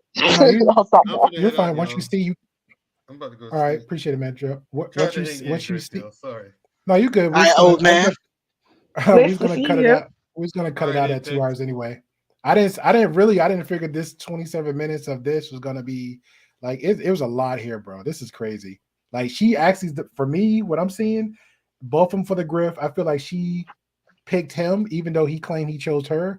She's really the man of this situation right here. She's the man of the relationship. He's the woman. You could tell by the clothes. This is wild. This is wild. Right? It's so wild. I would just like to know, Mandel, right before you go, can you tell us why you're in a war against the whole manosphere now? Because they're full of shit. Oh. It's all about money. Obsidian told me that himself. My sister and I did a show not this past week, but the week before, and she clipped a bit of that conversation I had with Obsidian, because I wanted to know what the manosphere is about. I want to know what was his purpose. Okay, and I told Obsidian, if your purpose is to help men, it's not working, dude. People have gotten worse. The vast majority of people are just getting worse, you know. And so he's like, well, it's for entertainment. And you know what? I was like, okay. Then we got into the whole thing with Priscilla. I said, I don't understand why so many guys are so threatened by her. I said, that's a perfect example of what I mean. Men are getting worse. They've gotten weaker. If they knew any better, this woman wouldn't threaten them. They wouldn't be in such a hurry to jump into a conversation with her. I'm like, why are they debating her? She's not. I can see if what things she was saying is true, Obsidian, but she's not stating facts. So there's nothing to debate. There's nothing to debate if she's not stating facts. So why are they having a conversation with her? He's like, well, it's because she's good for business. I was like, yep. And so I was like, you know, and my sister messaged me when he said that. She's like, there it is. And I messaged her back. I said, I have nothing else to say to him. I'm gonna need that. I got nothing else to say. I've got nothing else to Great Pill. I'm gonna need that. The godfather of the manosphere tells you, I'm here for entertainment. She's good for business. It's like go to Black Metal Filter, not this past Wednesday, but last Wednesday, you know. Clip it up if you want to. Get the video, clip it up, or message my sister on Instagram. See if she still has the video. Have her send it to you. You know what I'm saying? Clip it up if you want to. Yeah, people need to know. But like I said, when he told me it's about entertainment and she was good for business, I was like, done. Yep. Done. And ever since then, it's been rolled up my head. Shouldn't I just quit? I think I'm just gonna leave. I think I'm done. This is pointless. No. Because Obsidian was never really part of the manosphere that helped Black men. To be fair, like, if you care, like, Obsidian was never really part of that. He wasn't the part of the manosphere where he was more so like on the white manosphere kind of side, and he was very hypercritical of Black people. That's why he used to call it park apism. And it was Black men or Black women, didn't matter. He was hype. That's what I used to see a lot of. I'll send you a clip, because I have a clip of him saying a very long time ago, number one, he said beauty is everything, like nothing else about a woman, whether she cook, clean, she'll love you, anything, loyal, beauty is everything. It's the only thing that matters. And I also have a clip of him saying that he hopes that Black female effery lasts forever, and like basically tortures and drains men and gets worse and worse and worse forever, because that's how he makes his bread and butter. So for him, and all of the men in his chat room cheered for that. They cheered for what he just said there, right? So you can imagine that he just said, I hope these women keep ruining your lives and keeping your kids away from you and stealing, alimony at ridiculous rates and whatever, even though it's unfair, right? And because so that way he can get paid. And all the men in the chat cheered for him and super chatted him for it. So, and I have a clip of that and I'll send it to you, because that just goes to show you it is a subsector, and it used to be a very small subsector, and most of the manosphere was here to help men. It really was, and to guide them and stuff. Yeah. And then I don't know, that sector just blew up and took over. I don't know what happened. It's still a rare few, but if they poke their head up here and they see this, like, it's still the same. They'll go still do their own stuff. They don't even bother, because it doesn't make any sense. That's why I don't even back then, man, you can't type, man. I don't even really engage like that, bro, because it's like people got so close to knowing each other. Everybody got a history. Everybody got a story. People take stuff too personally. People say that they're about the business, whatever, but they're not even trying to put the effort to it. The investment, all the stuff they say, they're not. The small minority people is like yourself, Ruby, Apex, smaller the guys. I'm regular, just a 9-to-5 guy, just like, and I hear all this stuff. I'm like, y'all literally got actual people that know things, but I don't know. But I'm gonna leave it like that, man. I ain't gonna it's just like that conversation with Obsidian. I was like, there's no point. I only take his content. Like I said, me personally, nothing wrong with him. Get your money, but at the same time, like I know what it's about. So if I still be in his chat, it's for me, it's entertaining. That's all it is, just entertaining for me, and that's why I take it as that face value. Even I think me and other fellas on the Discord, like, long as we some of the guys are like, yo, I'm here for the effery. Long as you can separate the two, hey, I'm good with it. Yeah, that's what I like. Hink, why I like Hink. Mm-hmm. Hink from the basement. Hink.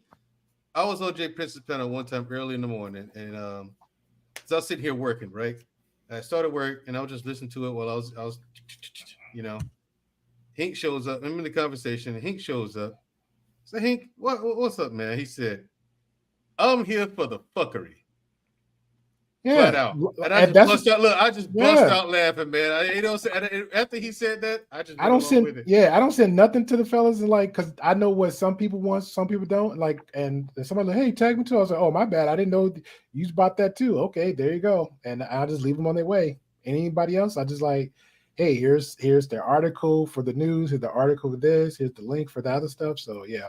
But we're gonna wrap this up, man. I appreciate you for coming on through, Andrell, and give your insight anytime, man. I'm sorry it's so late, man, but thank you. Oh, that was good. Ruby was a great coach. This is a perfect. Yeah, Ruby didn't watch my show today, so Ruby. When did you go live? You said you go live at 1 o'clock. No. I have to defend myself because you said you go live at 1 o'clock or something, and I was looking and you were not live. I told you at 2 p.m. Central Standard Time, 3 p.m. Eastern Standard Time. You still weren't live at 3 p.m.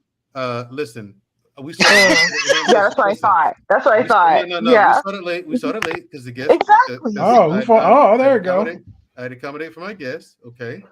And so we saw. No, I had two special guests. There's a married couple there, and so we started a little late, but it was okay. It was cool. It was still a good show. You can go back and watch it and give me the view. But yeah, I'm gonna watch. I have one. I have it on my my playlist actually. It's not possible. Yeah, no, I have it on my thing. It's just I was helping set up a church, basically, for lack of better words. So but I did see it.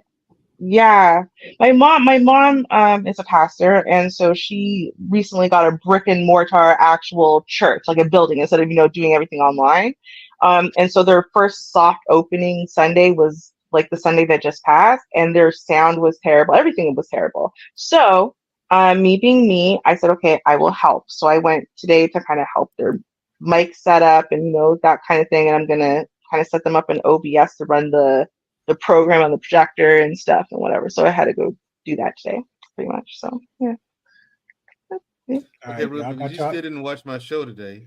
Man, y'all already figured that out. And this also tells me that she does not have the notification bell clicked. I do, because I She told says you about the she said it's SEDS. one of her It would have favorites. told her that I would have when I went live.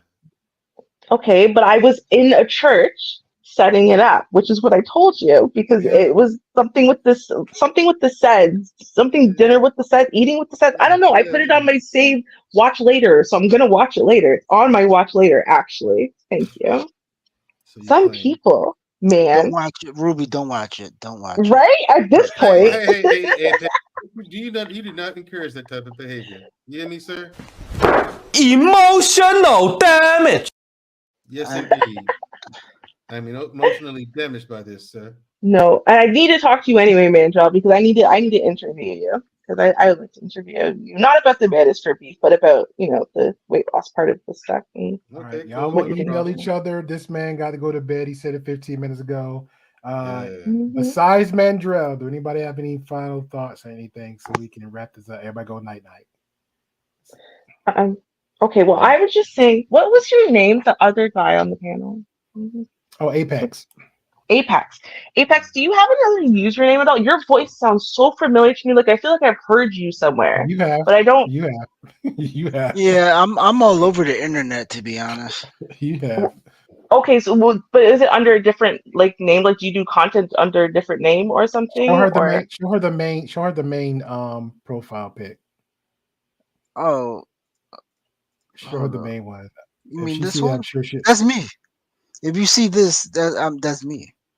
No, I definitely don't recognize that. So I don't know, but because I recognize your face. No, well, I'm autistic, so I don't recognize faces very well, or imagery very well. It's better for me to. But your voice, every time you speak, I'm like, who are you?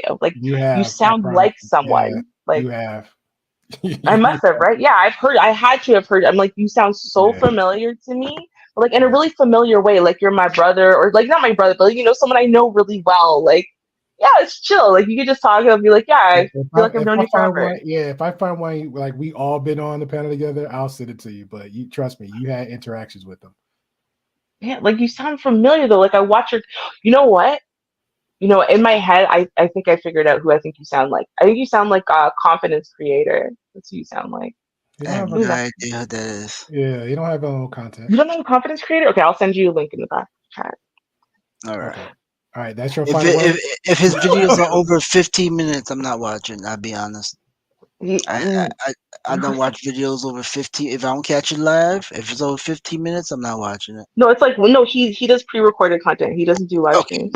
All right. Cool. I just give that warning. All right. Again, third. Well, my third one. Mandrell trying to go to bed. So sorry.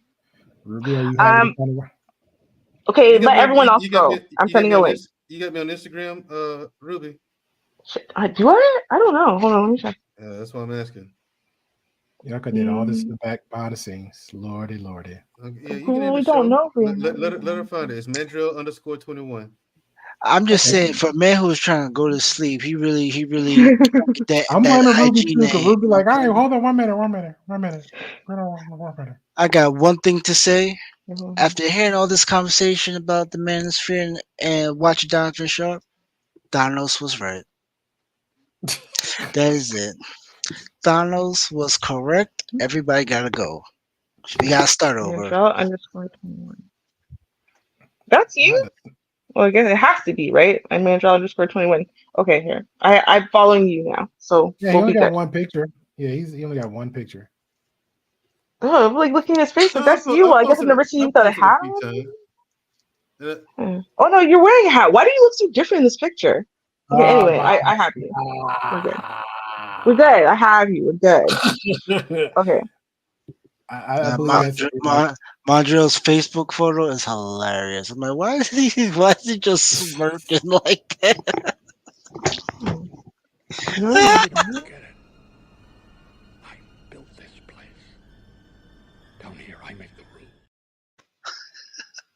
That is last call for alcohol, everybody. So I appreciate everybody for coming through. He's talking about Mandrell McKenzie.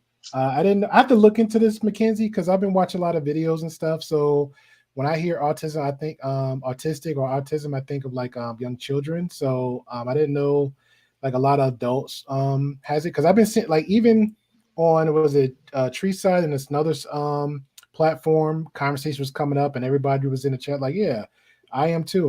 So I didn't know it was a lot of adults. And then I was hearing about the differences between men and women, adult men and women with autism. So that's very interesting. So Well, yeah, because a lot of people think of autism because the way that most of us, when we were first like born, the way people think of autism is because autism and Asperger's used to be two different things, right? So there was no autism spectrum disorder. It was you had autism, which is like normally you were profoundly socially and physically disabled. Right? Let me let Mandra go to bed. I don't know why you even asked her a question. I fell into. I didn't ask her direct. I was talking to Mackenzie. You know what's going to happen. Yes, she's going to answer it. She is a vast wealth. Well, I mean, it's about me though. So shouldn't I answer? Mackenzie too. Mackenzie says she's autistic too. Mackenzie yeah, you should let me answer it because it's important and it's to educate people. Because the reason why because I understand that reaction. Because actually, my mom had the same reaction. I never even would have thought of it. I was diagnosed as an adult, and no one thought they could see I was having certain types of issues when I was younger. But because my IQ was incredibly high, and I seemed socially kind of okay, sort of mostly. They were like they never put those two things together. Even though they had social workers looking after me, they were investigating my parents at one point, thought maybe they might be abusing me because of certain reactions I was having, right? Which eventually I learned how to mask, right? So you have to just like recognize like autism there's a spectrum of it, right? And there's people who are like locked in and can't do anything, and then there's people like me who can learn how to mask and we can learn how to kind of function. But the ways that our minds work, right, or the ways like social perceptions and stuff like that is different or impaired. That's really all it is. Like people think of it to be something that it doesn't mean, you know? Okay. I apologize, Mackenzie. That's on me. So I apologize. No, Mackenzie says she's not. So that's on me. All right. So catch you guys later. I might do a fun one for Saturday. I might just go ahead and do that one that Jay Arbery did of the debunking and covering of Pearl. Next week, Tuesday, 8 p.m. Central Time, we have a group conversation. Monday is right now in a work, so we will have a political conversation. So it's going to be Monday, 7 p.m. Central Time to make it a little bit earlier, so Wes can actually be a little bit more bright and bushy-tailed for a conversation versus coming on and then going out to sleep. I don't know, whatever he does. All right. Appreciate y'all guys. Thank you for coming out. Trilogic, I will be working on some reaction video. I will definitely be working on a reaction video of Angela. I think that was a fun one too, but I will definitely have some good conversation questions for next Tuesday group conversation. All right. Catch y'all later. Later. Cheers, y'all. I know you're out there. I can feel you now. I know that you're afraid. You're afraid of us. You're afraid of change. I don't know the future. I didn't come here to tell you how this is going to end. I came here to tell you how it's going to begin. I'm going to hang up this phone, and then I'm going to show these people what you don't want them to see. I'm going to show them a world without you. A world without rules and controls, without borders or boundaries. A world where anything is possible. Where we go from there is a choice I leave to you.